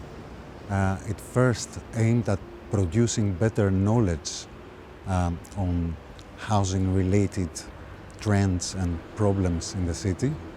And it also aimed at producing informed policy proposals to explore the potential for policy interventions and contribute to the design of social and affordable housing in the city. The latter relate to a growth and increase in housing prices, especially rental prices. Their levels now are far greater than 10 years ago. This in turn reflects on a limited availability of affordable housing in a city. What is more, the bulk of the housing stock is old, often inappropriate, unrefurbished. This includes new population groups, such as refugees and asylum seekers, but also expands to lower middle-class strata who are renting, students who are pushed out of the city's traditional student areas, or even hidden homelessness for quite an important share of people residing as guests in a relative's home. It revealed a quite unexpected scale of empty properties. They may be related to neighborhood decline, but they can also be seen as an important resource on which social and affordable housing policy to build on.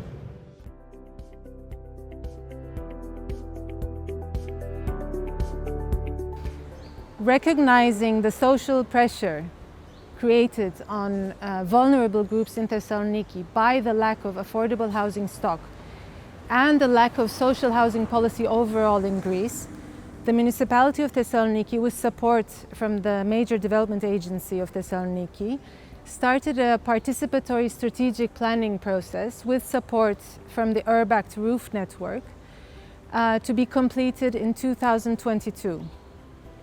Through this process, we have been working collectively through a bottom-up and participatory process with universities, activists, practitioners, NGOs, and going through consultations with regional and national authorities in order to streamline different funding sources, in order to bring resources, municipal resources, but also private and non-profit resources together in order to develop affordable housing stock that can support dignified housing for vulnerable groups. Through the data we collected, having seen that there's really a huge potential in addressing this need through a renovation process of empty homes, so socializing both public and private housing stock, at the same time upscaling them to improve their energy performance. The policy initiative will have multiple knock-on effects on different policy strands, such as combating energy poverty, climate change, urban regeneration, as well as social inclusion.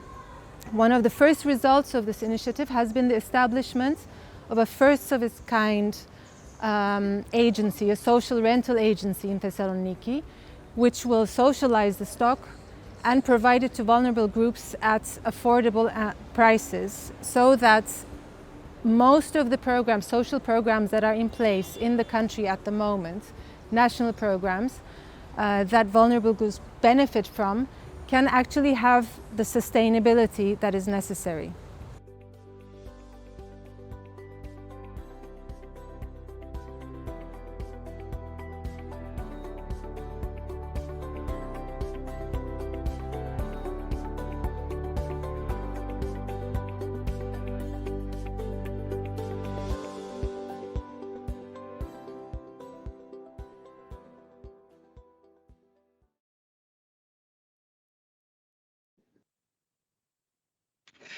Now to the Best Practices Award. The finalists are Building Better by the UK's National Housing Federation, which assembled an alliance of 209 housing associations and local authorities to increase the use of modern construction methods and put members' needs at the centre of their homes' designs. Camp In by Just a Change, a grassroots organisation in Portugal which mobilises volunteer summer camps to help low-income and excluded households to rehabilitate their homes. Von Zukunft, energy-efficient residential quarter management methods for CO2 and cost reduction by Germany's Green with IT for its digital technology programme to increase energy efficiency and reduce carbon emissions in residential areas, buildings and campuses. And finally, First European Housing Cooperative, Affordable Housing, Sustainable Building, Community Living by Germany's LIM, Living in Metropolises. And the winner is Von Zukunft, Green with IT. Let's see how it works.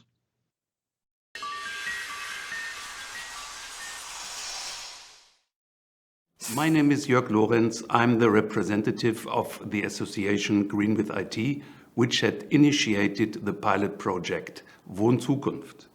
Before you see the technical details, let me say a few words about the social basement. After our association had gathered 4 housing partners, we involved about 330 tenants into the new cooperative method. For this goal, we had to solve the so-called landlord-tenant dilemma. This is a verbalism for an investment of a landlord party on which only the tenant party participate. Hence, it doesn't happen.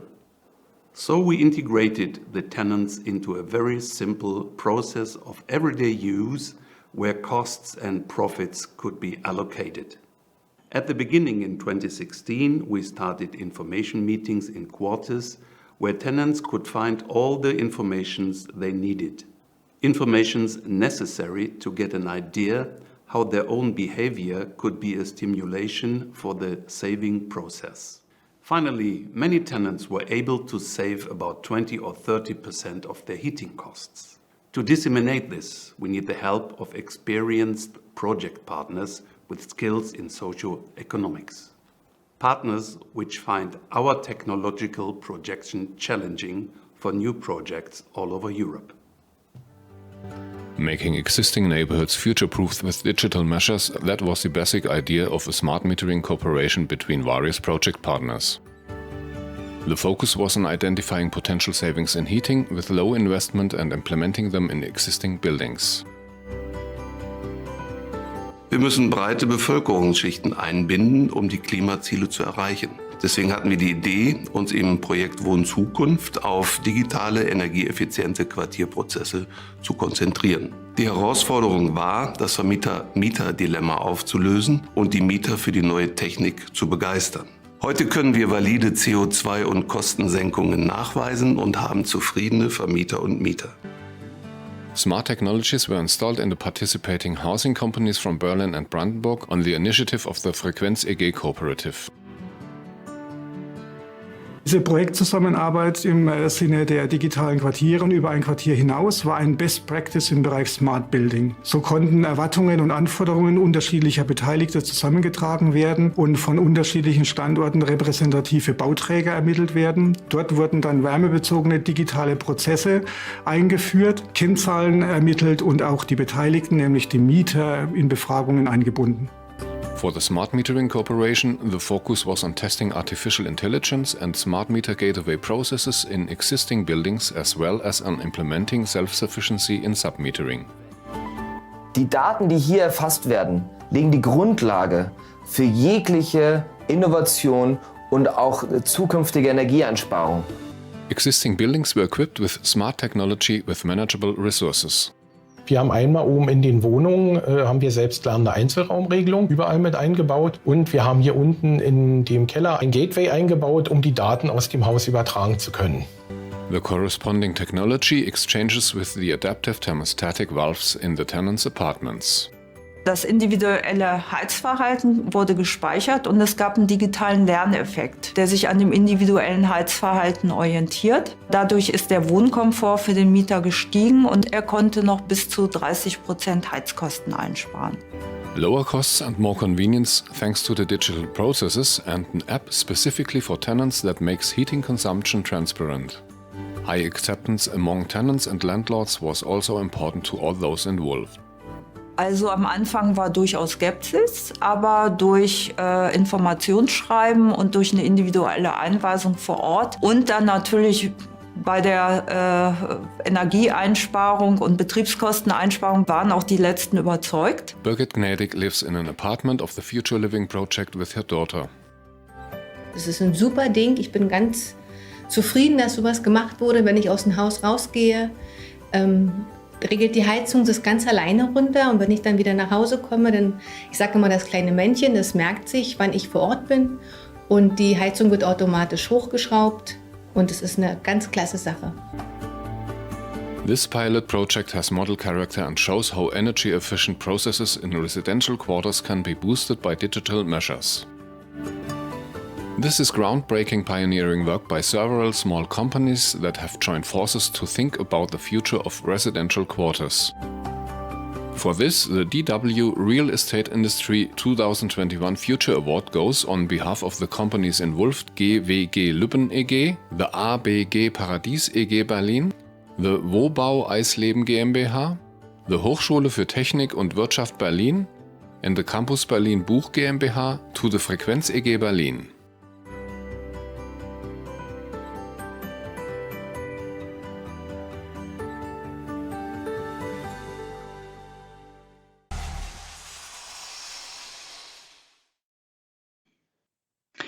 I wish we had that system in Scotland where I live. My house is freezing. Now, we come to our final category, the Shelter Tech Prize for private sector-led design and construction innovations which improve the quality of affordable, resilient and sustainable housing at scale. Our finalists are thermal insulation of recycled textiles and textile waste from Bulgaria's Habitat Social Business Solutions Limited, for their affordable thermal insulation material made from recycled textiles which matches the performance of mineral walls, but is 60% cheaper. Full disclosure, it was patented by Habitat for Humanity Bulgaria. Construction technology by Norway's new startup Material Mapper AS for creating the first estimating and forecasting tool to locate reusable construction materials which account for 40% of waste dumped in landfill sites. Affordablock by Finland's Block Solutions Oy for their licensed technology which allows local factories to build an affordable house from locally collected recycled materials in one day. Its frames for a 2-bedroom house can cost as little as €2,000. And finally, Emedu Building System by Emedu SPA in Italy for its earthquake resistant low carbon insulating steel mesh and polystyrene panels for walls and floors. And our final winner is Construction Technology by Material Mapper. Here it is. Hi, I'm Sondre. And I am Eva. We are Material Mapper. We are reinventing the way you think about construction waste. We're located in Oslo, Norway. And even though we founded the company only 1 year ago, we have already grown from just 2 to 7 people. What's up guys, I'm Carl Frederick. And I'm Emma.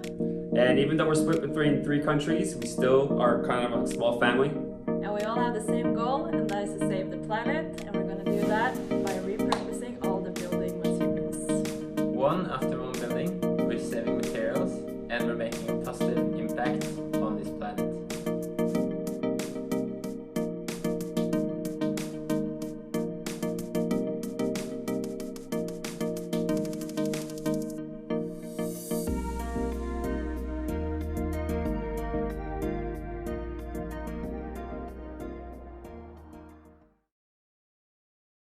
Once upon a time, buildings were built to impress and last for centuries. Especially in economically difficult times, all possible construction materials were reused to save resources, whether it was a large construction project or a small barn in the countryside. But somehow, construction became an industry of quick profit and quantity over quality. And now, this site is nothing in common. Materials are left to rot in collapsing buildings or tossed out into the landfills, and that way, raising the CO2 emission levels and damaging our planet.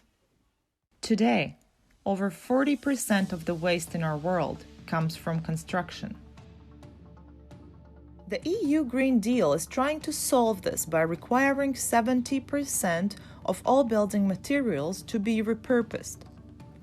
New rules keep coming country by country. However, they are hard to comply with. Also, there is no communication tool between construction-related corporates, the government, and innovators. So we decided to make one. Meet Material Mapper, the world's first data platform and a global infrastructure for material reuse, to keep materials inside the buildings and out of the landfills. Our multi-tier data platform tells you when, where, what types, and what quantities of materials will become available for reuse, city by city, country by country. Material Mapper allows you to plan up to 5 years into the future what materials to reuse in a new project, whether they are leftovers from a renovation, deconstruction of a building, or excess materials from a new building site. We are already helping our customers, who are some of the largest demolition and construction consulting companies in Norway, to make their work easier and sustainable. Property owners and developers are also covered. They can list their excess materials and furniture on our platform. And for anyone planning a new project with reusables, seeking where to audit their existing buildings, find materials, or order detailed material reuse reports, we got you covered. So join us in the largest circularity movement the construction industry has ever seen, and sign up at materialmapper.com today.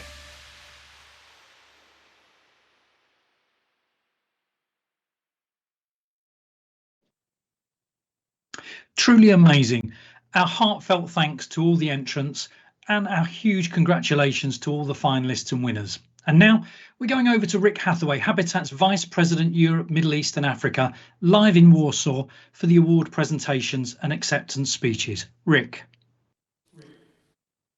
Thank you, Dean, and thank you all for joining us online and especially those joining us here in Warsaw. Welcome to the closing events of this really eventful week for all of us as we learn from each other and inspire each other about what we can do together in the future.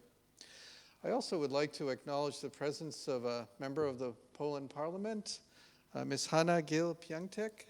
Thank you so much for joining us today. It's great to have you with us.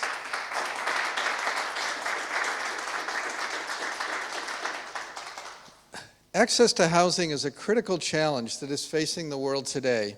According to the United Nations UN Habitat, 3 billion more people in the world are expected to need adequate housing by 2030. Think of that, 3 billion people. At the same time, we're confronting a climate crisis fueled by global consumption and development patterns leading to increased carbon dioxide emissions. Climate change, mitigation, and innovative technologies can often raise the cost of housing by increasing the quality standards associated with traditional construction materials. Instead, we need greater access to renewable and sustainable products. These are indeed most by vulnerable communities bearing the brunt of our changing climate and worsening housing crisis. The good news is there are solutions there, and we've seen some of them already highlighted here. There are a lot of solutions. We need to surface these innovations, bring them to the market, and make them affordable to those who need them the most. One of our objectives with the Europe Housing Forum is to showcase and reward existing innovative solutions that contribute to affordable and sustainable housing in Europe. We want to accelerate adoption and adaptation of the most promising housing innovations. With this goal in mind, Habitat for Humanity launched the European Housing Innovation Awards last August. The Innovation Awards are part of competitions happening around the world through the Housing Forum series. In Europe, the awards recognize and reward innovative policies, initiatives, and technologies that promote affordable and social housing solutions. Applicants to the Innovation Awards were competing in 3 categories, which you've heard about now. And we received a lot of submissions, a lot of great submissions, and you will all have access to all of them. We hoped we could award everybody as winners, and really everybody is winners when you look at the great work that they're doing across Europe. So we have heard the winners, and we've seen a short video introduction. Now it's time to meet them in person and hear from them in person and to be inspired by them. These organizations are taking bold, practical steps to come up with new ideas to offer their solutions to the current crisis. Let's applaud their amazing efforts. And I'd like to invite some colleagues who are part of this Housing Forum series to join me to present these awards. I'd like to invite on stage Rigors Gaida, Senior Urban Specialist at the Urban Investment Bank, member of the Selection Committee of the Public Policy Award. And he will present the Public Policy Award. Thank you. Yes, good evening. I would like to call to the stage Maria Karajani, Deputy Mayor of the city of Thessaloniki, a chairperson of the Major Development Agency of Thessaloniki. Please.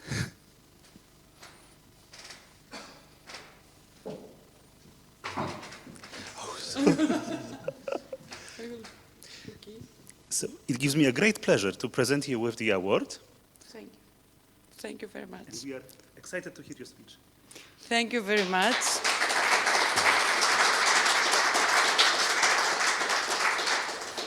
I'm really glad that I'm here with you. I would like to extend a warm thank you to you all, the World Jury, Habitat for Humanity, and participants to the forum.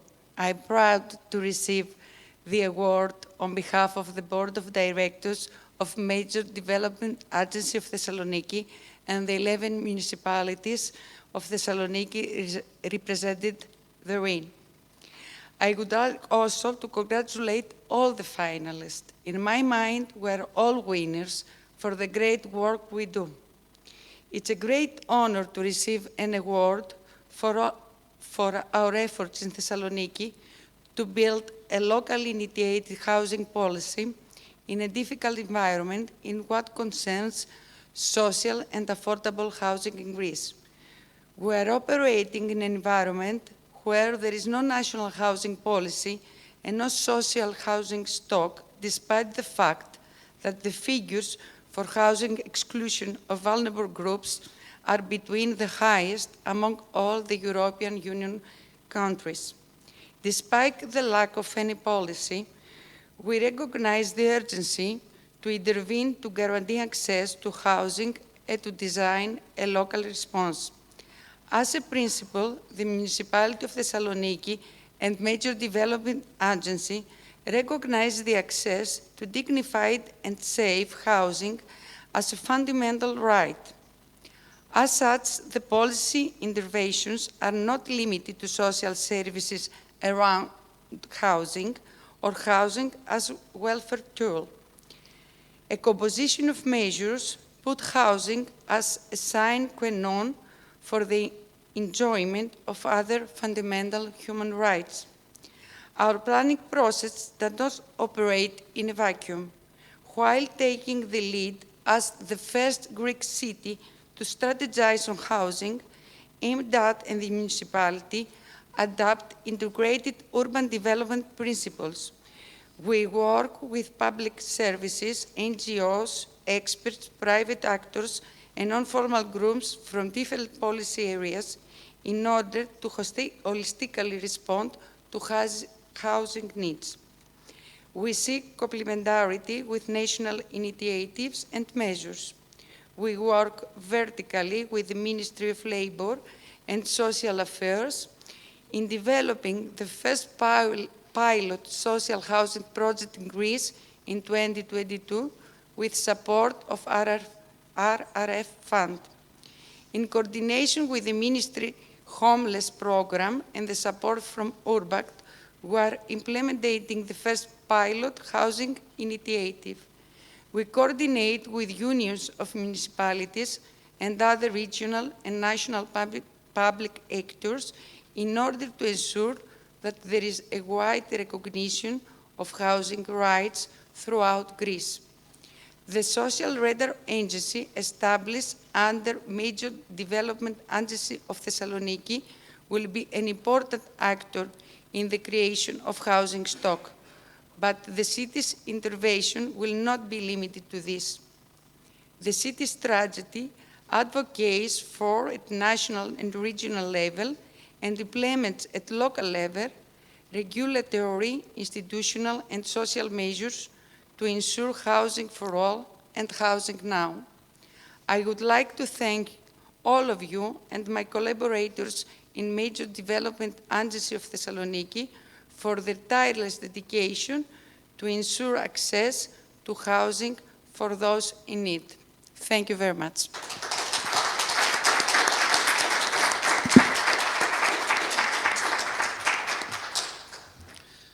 Thank you, Maria, and we all look forward to continuing to learn from your work in Thessaloniki. Thank you so much. The Best Practices Award was supported by the Whirlpool Corporation, one of our sponsors with the Housing Forum series. And I'd like to invite to stage Sigmund Wopoleski, Corporations Manager, Senior Manager, East Europe at Whirlpool Corporation, and he'll present the Best Practices Award. Thank you. Good evening. I've got the pleasure to pass this statue and the award for the fantastic project. So the award goes to organization Green with IT, and I see Mr. Jörg Lorenz, please.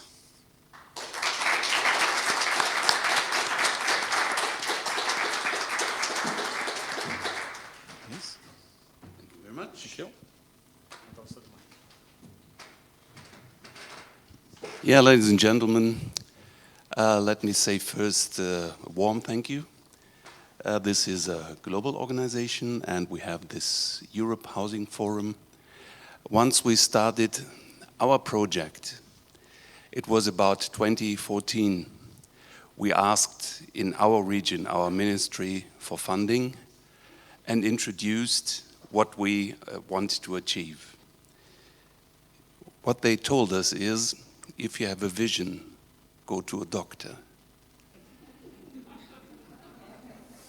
And now I'm standing here. I'm standing here on behalf of several housing companies, which were lucky to gather around us. And I'm standing here on behalf of several persons who believed in these goals and who worked with us. How can we get tenants into the scene, into the roles to work on climate change processes by themselves? So, ladies and gentlemen, I'm standing here as, let's say, somebody from the hard skills, from the technical skills. And I'm standing here in front of a lot of people which are very experienced in soft skills, in social economics. We want to disseminate our goals all across Europe, but we can't do this by ourselves with only our technical goals. So we need all these social economic professionals to look to our goals, what we have done, and who are interested in disseminating this in their regions, the majors, all these people who say, okay, let's have a look how this can work in our region as well. And so we are now about to start our initiative to join the Horizon 2022 program that starts in September 22. And we would be very lucky if we can invite some more interested parties in our goals. So I'm standing here on behalf of Jürgen Busch and Nicole Jägers from the association GWG Lübben. I'm standing here for Daniel Schulz from the ABG Paradies in Berlin.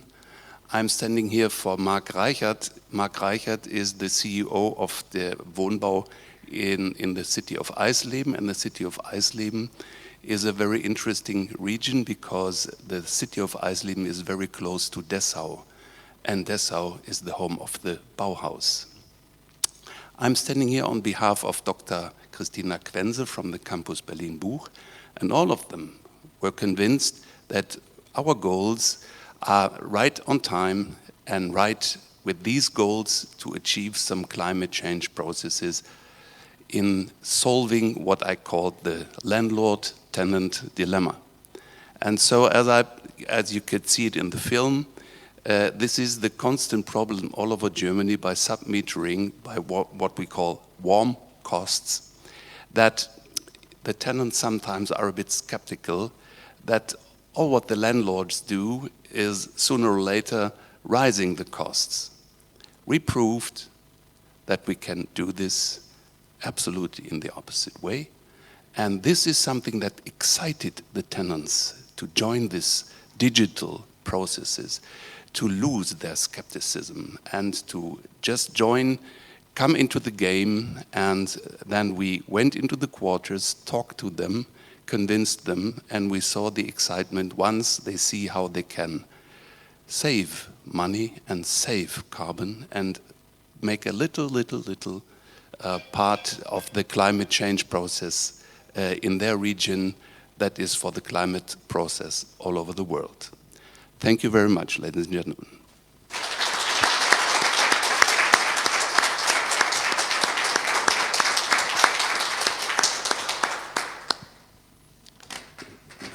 Thank you, Mr. Lorenz, and thank you for your vision and for your colleagues and all the good work you do. The Shelter Tech Award for Technology was supported by the Hilti Foundation, our major sponsor for the Housing Forum series globally. And I'd like to invite to the stage Anna Pałkowska, Marketing Director at Hilti Poland, and she'll present the Shelter Tech Award for Technology. Good evening. I have a great pleasure and honor to invite here Eva Sibilla Strupule from Material Mapper.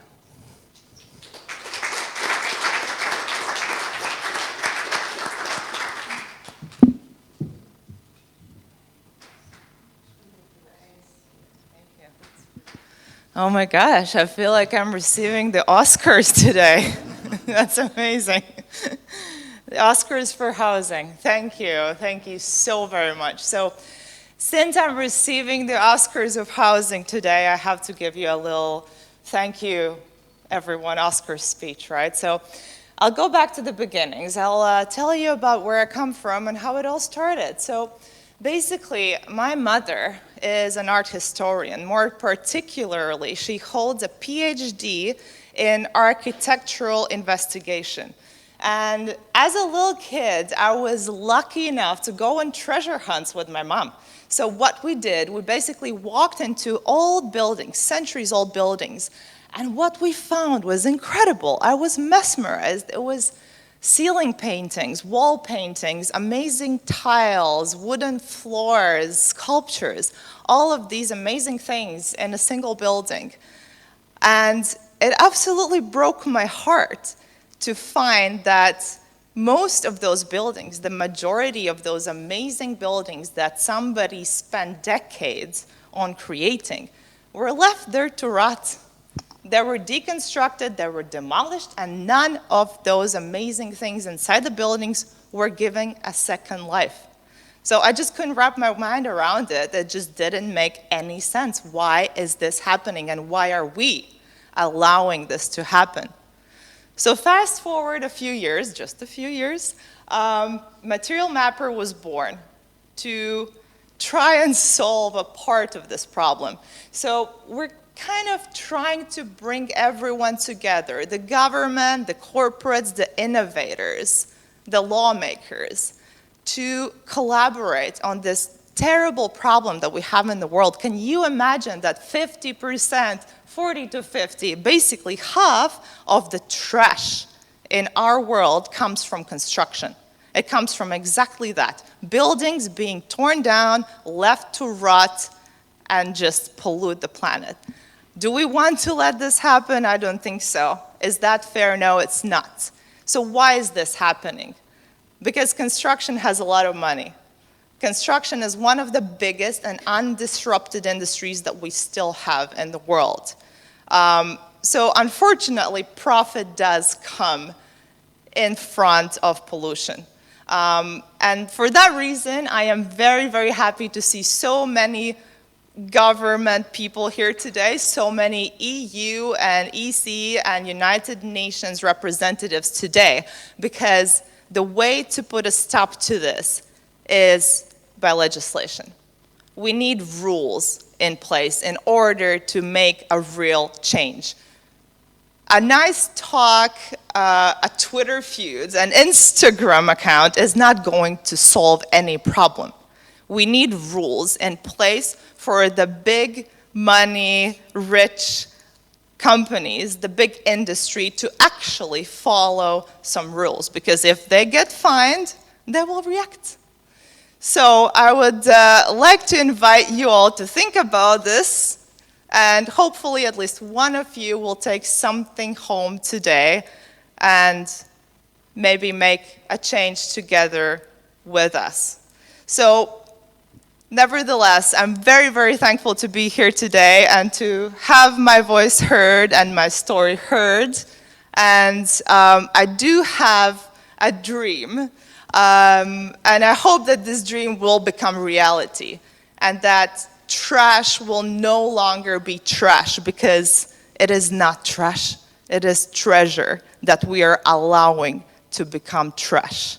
And I do hope that soon enough, what is trash today will become treasure again, and that material reuse will be a thing, not only Europe-wide, not only Scandinavia-wide, not only Poland-wide, but globally, because it is perfectly good for reusing. All of these materials can and should be reused. And there is no market because there is no motivation. So let's hold hands together and work on that motivation. And Material Mapper is one of those platforms that is trying to motivate all of the stakeholders to give materials a new life. So that is my hope, and thank you so very much. I'm incredibly proud and happy to be here with all of you today. Thank you.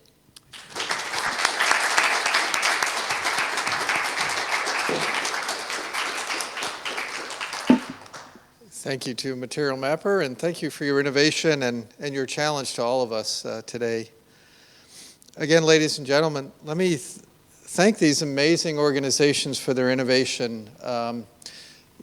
You know, what we heard in all of them was not just a good idea, but amazing passion and a real vision. And that's really what it takes. And thank you for the last 4 days where all of us online, in person, have shared that passion for being a part of ensuring that everybody has a decent place to live in the future. Before we move back to the online segment for the closing, we will hear addresses from Michelle Hilty, Managing Director of the Hilty Family Foundation, a member of the Board of Trustees of the Hilty Foundation, Gilles Morel, President of Whirlpool Europe, Middle East and Africa, and Patrick Kanasigiam, Chief Operating Officer for Habitat for Humanity International. Let me thank all those that have been a part of preparing for and carrying out this successful housing forum. I want to thank our sponsors, the Hilty Foundation, Whirlpool, and also Wienerberger and the Somfrey Foundation for your commitment to this series. Special thanks go to our co-organizers, of whom there are many: UN Habitat, Cities Alliance, the International Union of Tenants, Housing Europe, Fiesta, UN ECE, USAID, the City of Vienna, and dozens of others. Thank you for your commitment to bringing us all together for this week of sharing of ideas and sharing of innovations. Finally, I want to thank all of the Habitat for Humanity staff here in Poland and throughout Europe, national directors as well, who have been a part of bringing this together and bringing us all together. Habitat for Humanity advocates for a global movement to push affordable and sustainable housing conversations higher on the global agenda, and you've all been a part of that this week. As we gather, though, whether you're online or here in Warsaw, we all will go to sleep tonight in decent shelter, but many people will not. Billions of people will not.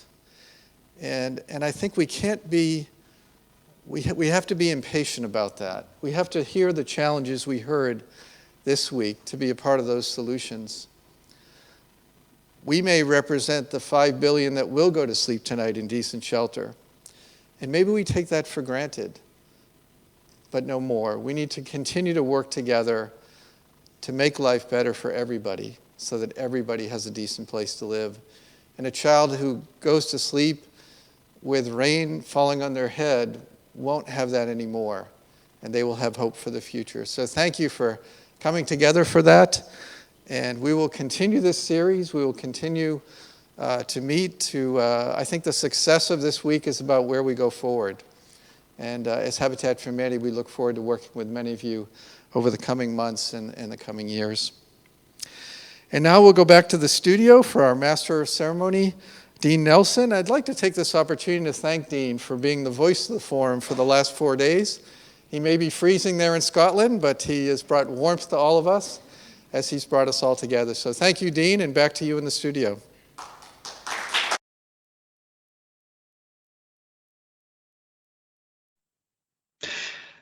Thanks, Rick. Worthy winners and finalists all, and it is so uplifting that a week of incredibly positive discussion has been crowned with new ideas that can make a real difference and improve people's lives.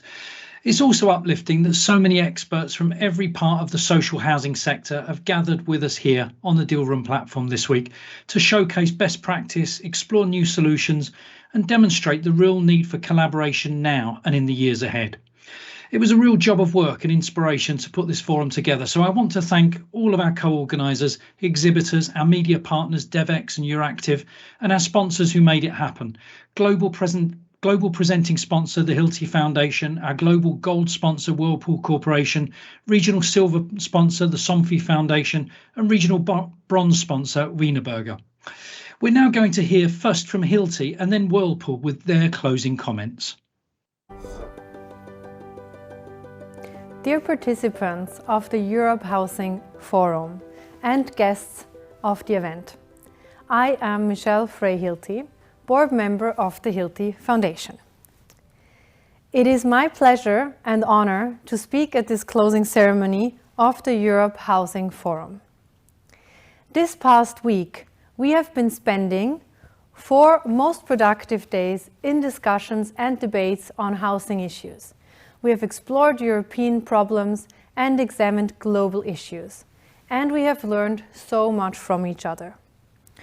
We have seen great solutions and opportunities to help families in need improve their housing situation and begin their journey to a better life.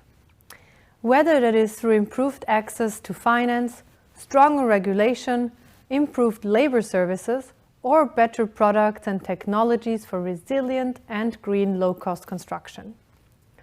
Reflecting on insights from the conversations over the past days, I believe that there are wonderful projects and initiatives underway. But there is probably no singular solution to how low-income families build and live. Neither will any housing technology alone create sustainable change, nor will any new or improved financing mechanism or coherent training program for local builders solve the challenges we face. If we want to improve the housing situation of low-income families sustainably and on a large scale, we must combine our efforts and work together. I am convinced that combining certain projects and initiatives and creating more holistic approaches to social change will make the difference. The key to better and safer housing for families we all want to serve are not singular projects, but our ability to connect our initiatives and drive change together. I strongly believe that up until now, the potential of SDG 17 has not been exploited to the fullest. Let me give you an example. Almost 10 years ago, a Hilti engineer developed a building technology which uses bamboo as its only structural element. It is disaster resistant and locally produced in the Philippines at a cost of less than $5,000. After building 1,000 homes across the Philippines, we believe we have proof of concept that this technology achieves its objectives and provides a safe haven for families in need to start their journey to a better life. Together with Habitat for Humanity, we began to build these homes on a large, if not industrial scale, using our technology. However, building houses for many families is expensive and requires far more financial resources than a private foundation like ours can raise. Large plots of land are needed on which to build on. Relocating hundreds or thousands of families creates new demands on public infrastructure, access to schools, public transportations, and so on. Our housing technology alone cannot solve these interrelated issues. We need to work with regulators, financial institutions, local contractors, and builders. We need to engage with NGOs in adjacent fields to help strengthen families and provide them with new employment and income opportunities. And we need to encourage others to learn from our success and also our failures. In the Philippines, we established a coalition of partners that brings together public authorities, private companies, NGOs, and international organizations to comprehensively drive change. For many years, the housing sector has worked in silos. That should change now. We need to build an inclusive housing ecosystem. It is time for the sector's key decision makers and stakeholders to come together and work towards a sustainable and better future for all. That is why forums like this one are so important. To share best practices, to learn from each other where or why things are going wrong, and to join forces to drive developments holistically and at scale. With the Europe Housing Forum now coming to an end, we must continue to bring the topic of decent and affordable housing to the forefront of global conversations. And in a few weeks, we will continue our discussions at the Asia Pacific Housing Forum, which begins on December 7th. The Hilti Foundation is committed to collaborate with Habitat for Humanity and others to unite a diverse coalition of corporate partners, NGOs, local communities and governments to create an inclusive housing sector that meets the needs of all people. We urge our partners and those committed to finding solutions to join us in forming a global movement for sustainable and affordable housing. I want to thank you all for participating and driving this important topic forward. A special thanks goes to Habitat for Humanity for sharing our vision of affordable housing and building a safe place for families to call home. Thank you all so much.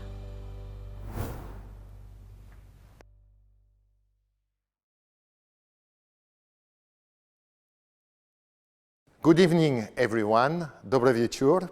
Thanks for having invited me here today, and I'm very sorry not to be there here tonight, given some of our travel restrictions. But I'm glad to have the chance to share some of the thought at the end of this Europe, Middle East, and Africa Housing Forum. Here at Whirlpool, our vision is very straightforward. We are in constant pursuit of improving life at home, which is why we have made our relationship with Habitat for Humanity International a priority for over 22 years, starting from the US and then developing a partnership at Europe, Middle East and Africa level that gave us the possibility to help families in South Africa, in Hungary, in Romania, in Poland and in Slovakia. And I'm sure that we will continue to allow us support the communities where we work and live. In fact, this year we renewed our corporate social responsibility strategy, focusing on the place where we live and considering that 1.6 billion people live in substandard housing around the world today. For this reason, we have developed a comprehensive approach to social impact around the globe through two pillars: house and home. House, where we are contributing to safe, affordable and nurturing places to live where families can make healthy choices and build a better future. Home, where we are supporting thriving and sustainable communities through education, neighborhood and community development programs. As a first step of this new approach, in partnership with Habitat for Humanity International, we have kicked off our House plus Home World Tour. As part of the tour, we will provide more than $6 million in funding an energy-efficient home appliances to Habitat affiliate across the North and Latin America, Asia and Europe region in support of new home construction, repair and rehab projects. Some colleagues are working these days in two important building activities in Poland and in the UK. As part of the House and Home World Tour, we are also very happy to have supported this and the other two Habitat Housing Forums, as this forum brings together a spectrum of housing thought leaders and experts that I'm sure can spur innovation that helps meet the housing needs of the planet's growing population while also addressing challenges related to increasingly severe weather events and changing climate conditions. These incredible weather events and the consequences of the climate change are some of the reasons that brought us to set the ambitious commitment to reach net zero emission target in our plant and operation by 2030. We strongly believe that this is an important step of the path that we are carrying on together with all the stakeholders involved in our industrial processes, and that will lead us to working towards 100% renewable energy usage and leverage as well some carbon removal development investment to offset any remaining emissions. Building on this, Whirlpool and Habitat also kick off the Build Better with Whirlpool initiative in June, which expand upon Habitat for Humanity's effort to help homeowners mitigate the impact of climate change. Through this initiative, Habitat will be more than 250 climate-resilient and energy-efficient homes in partnership with hundreds of Americans in need of affordable housing over the next 3 years. The challenges ahead of us are still numerous, but working together in the same direction with defined commitment and target, we can really make tangible progress and improvement. We can change our world. Thank you very much. Thank you, Hilti Foundation and Whirlpool, for all your support this week. As our forum draws to a close, let's hear a few words from Habitat for Humanity International's Chief Operating Officer, Patrick Kanagasingham, for his thoughts on what has been, I think, a momentous week. Patrick. Thank you, Dean. Dear esteemed speakers, partners, sponsors, and participants of the Europe Housing Forum. I am Patrick Kanagasingham, Chief Operating Officer at Habitat for Humanity International. It is my pleasure and honor to address you at the closing event of the Europe Housing Forum. We have spent a lot of time debating and discussing housing challenges over the past 4 days. We've also explored existing solutions. We've thought about how to scale them and bring them to the most vulnerable communities, particularly to those who often feel the harshest effects of the current climate, economic, and housing crisis.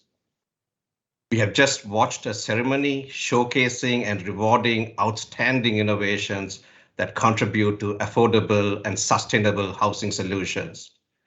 And I want to applaud the finalists and the winners of the European Housing Innovation Awards. You're doing great work that is so much needed. At the forum's onset, we said that the time has come for the key decision makers in the housing sector to join forces to build a viable future for all.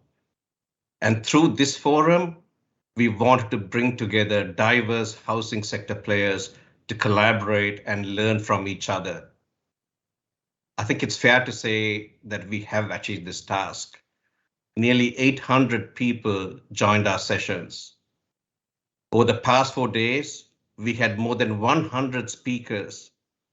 We heard from city representatives of Budapest, Bratislava, Paris, and Vienna, UN Habitat, members of the European Parliament, government representatives, academics, architects, urban planners, business leaders, and those who fund housing projects. And this isn't an exhaustive list at all. Now these meetings are over, but we cannot and must not stop. In fact, we should continue to bring the issue of affordable housing and sustainable housing to the forefront of global conversations. Habitat for Humanity believes that addressing the housing shortage sits at the heart of solutions to the greatest challenges facing Europe and the entire world today. Housing is an important driver of economic growth and sustainability in human settlements. As you have heard many times in these 4 days of the forum, housing presents a lot of challenges. But that said, it's also an opportunity that unlocks employment and stimulates economic recovery. We at Habitat for Humanity commissioned a report by leading economists who found that housing accounts for up to 16% of GDP on average across 11 emerging market economies. That places housing on par with sectors such as manufacturing that often draw far more attention in economic recovery plans. Housing deserves a higher place in global conversations. We have heard at the forum that housing contributes to climate action through energy performance of residential buildings. In fact, according to a 2020 report from the United Nations Environment Programme, the housing sector accounts directly or indirectly for 38% of global energy-related carbon emissions. So we won't be able to tackle the global climate crisis if we exclude housing from our climate actions. The housing and climate crises are interconnected. We just can't afford to separate them. They just cannot be solved in isolation, but rather through holistic efforts that prioritize the needs of families, the most vulnerable to climate change. But there's good news, and it's important for us to amplify the good news. And the good news is that there are solutions that tackle both the affordable housing and the climate crisis. This is something we at Habitat for Humanity highlighted through our work with the US Agency for International Development in North Macedonia and Bosnia and Herzegovina. We helped residents organize into homeowner associations that identified the cost of upgrades as a major barrier for those with the lowest incomes. In fact, together we built a case for subsidies that could cover a percentage of the cost. And guess what? Local authorities agreed.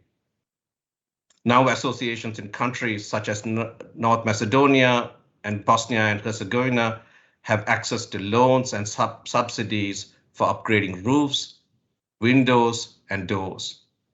The result? Lower energy bills, reduced carbon dioxide emissions, and improved living conditions. Those of us committed to ensuring everyone has a decent place to call home have a real opportunity to pilot, but also to scale up these win-win opportunities. It is important to develop platforms like the Housing Forum, where all players in the housing sector come together to find affordable and sustainable housing solutions and look at scaling existing solutions. They're both important. Habitat wants to build a movement that will continue to push affordable and sustainable housing conversations. The Europe Housing Forum is over, but in a couple of weeks, we will start our 8th Asia Pacific Housing Forum. In fact, in May, we held our 4th Latin American Housing Forum. We hope to launch our first Africa Housing Forum next year. Our affordable and sustainable housing conversations will not stop here, and I would encourage us that we should not stop here. In fact, I would urge that everyone with a passion to find sustainable solutions to the current challenges to join us. Yeah, let's be provocative in looking for solutions. Important. I hope to see you in a couple of weeks at our virtual Asia Pacific Housing Forum. Thank you very much and goodbye. And I want to hand it back to Dean for final goodbyes. Over to you, Dean. Thank you, Patrick, and thank you to everyone at Habitat for Humanity International for bringing together this exceptional group of people. And a huge thank you, especially to all of our participants this week for joining us. I hope you've enjoyed it. It's been our pleasure to have you with us. I hope it's reminded us all not only how vital and urgent the battle for sustainable, decent and affordable housing is, I think we all knew that, but how it's also indivisible from the fight for climate action. I've been really inspired this week and I hope you have been too. Thank you all and good night.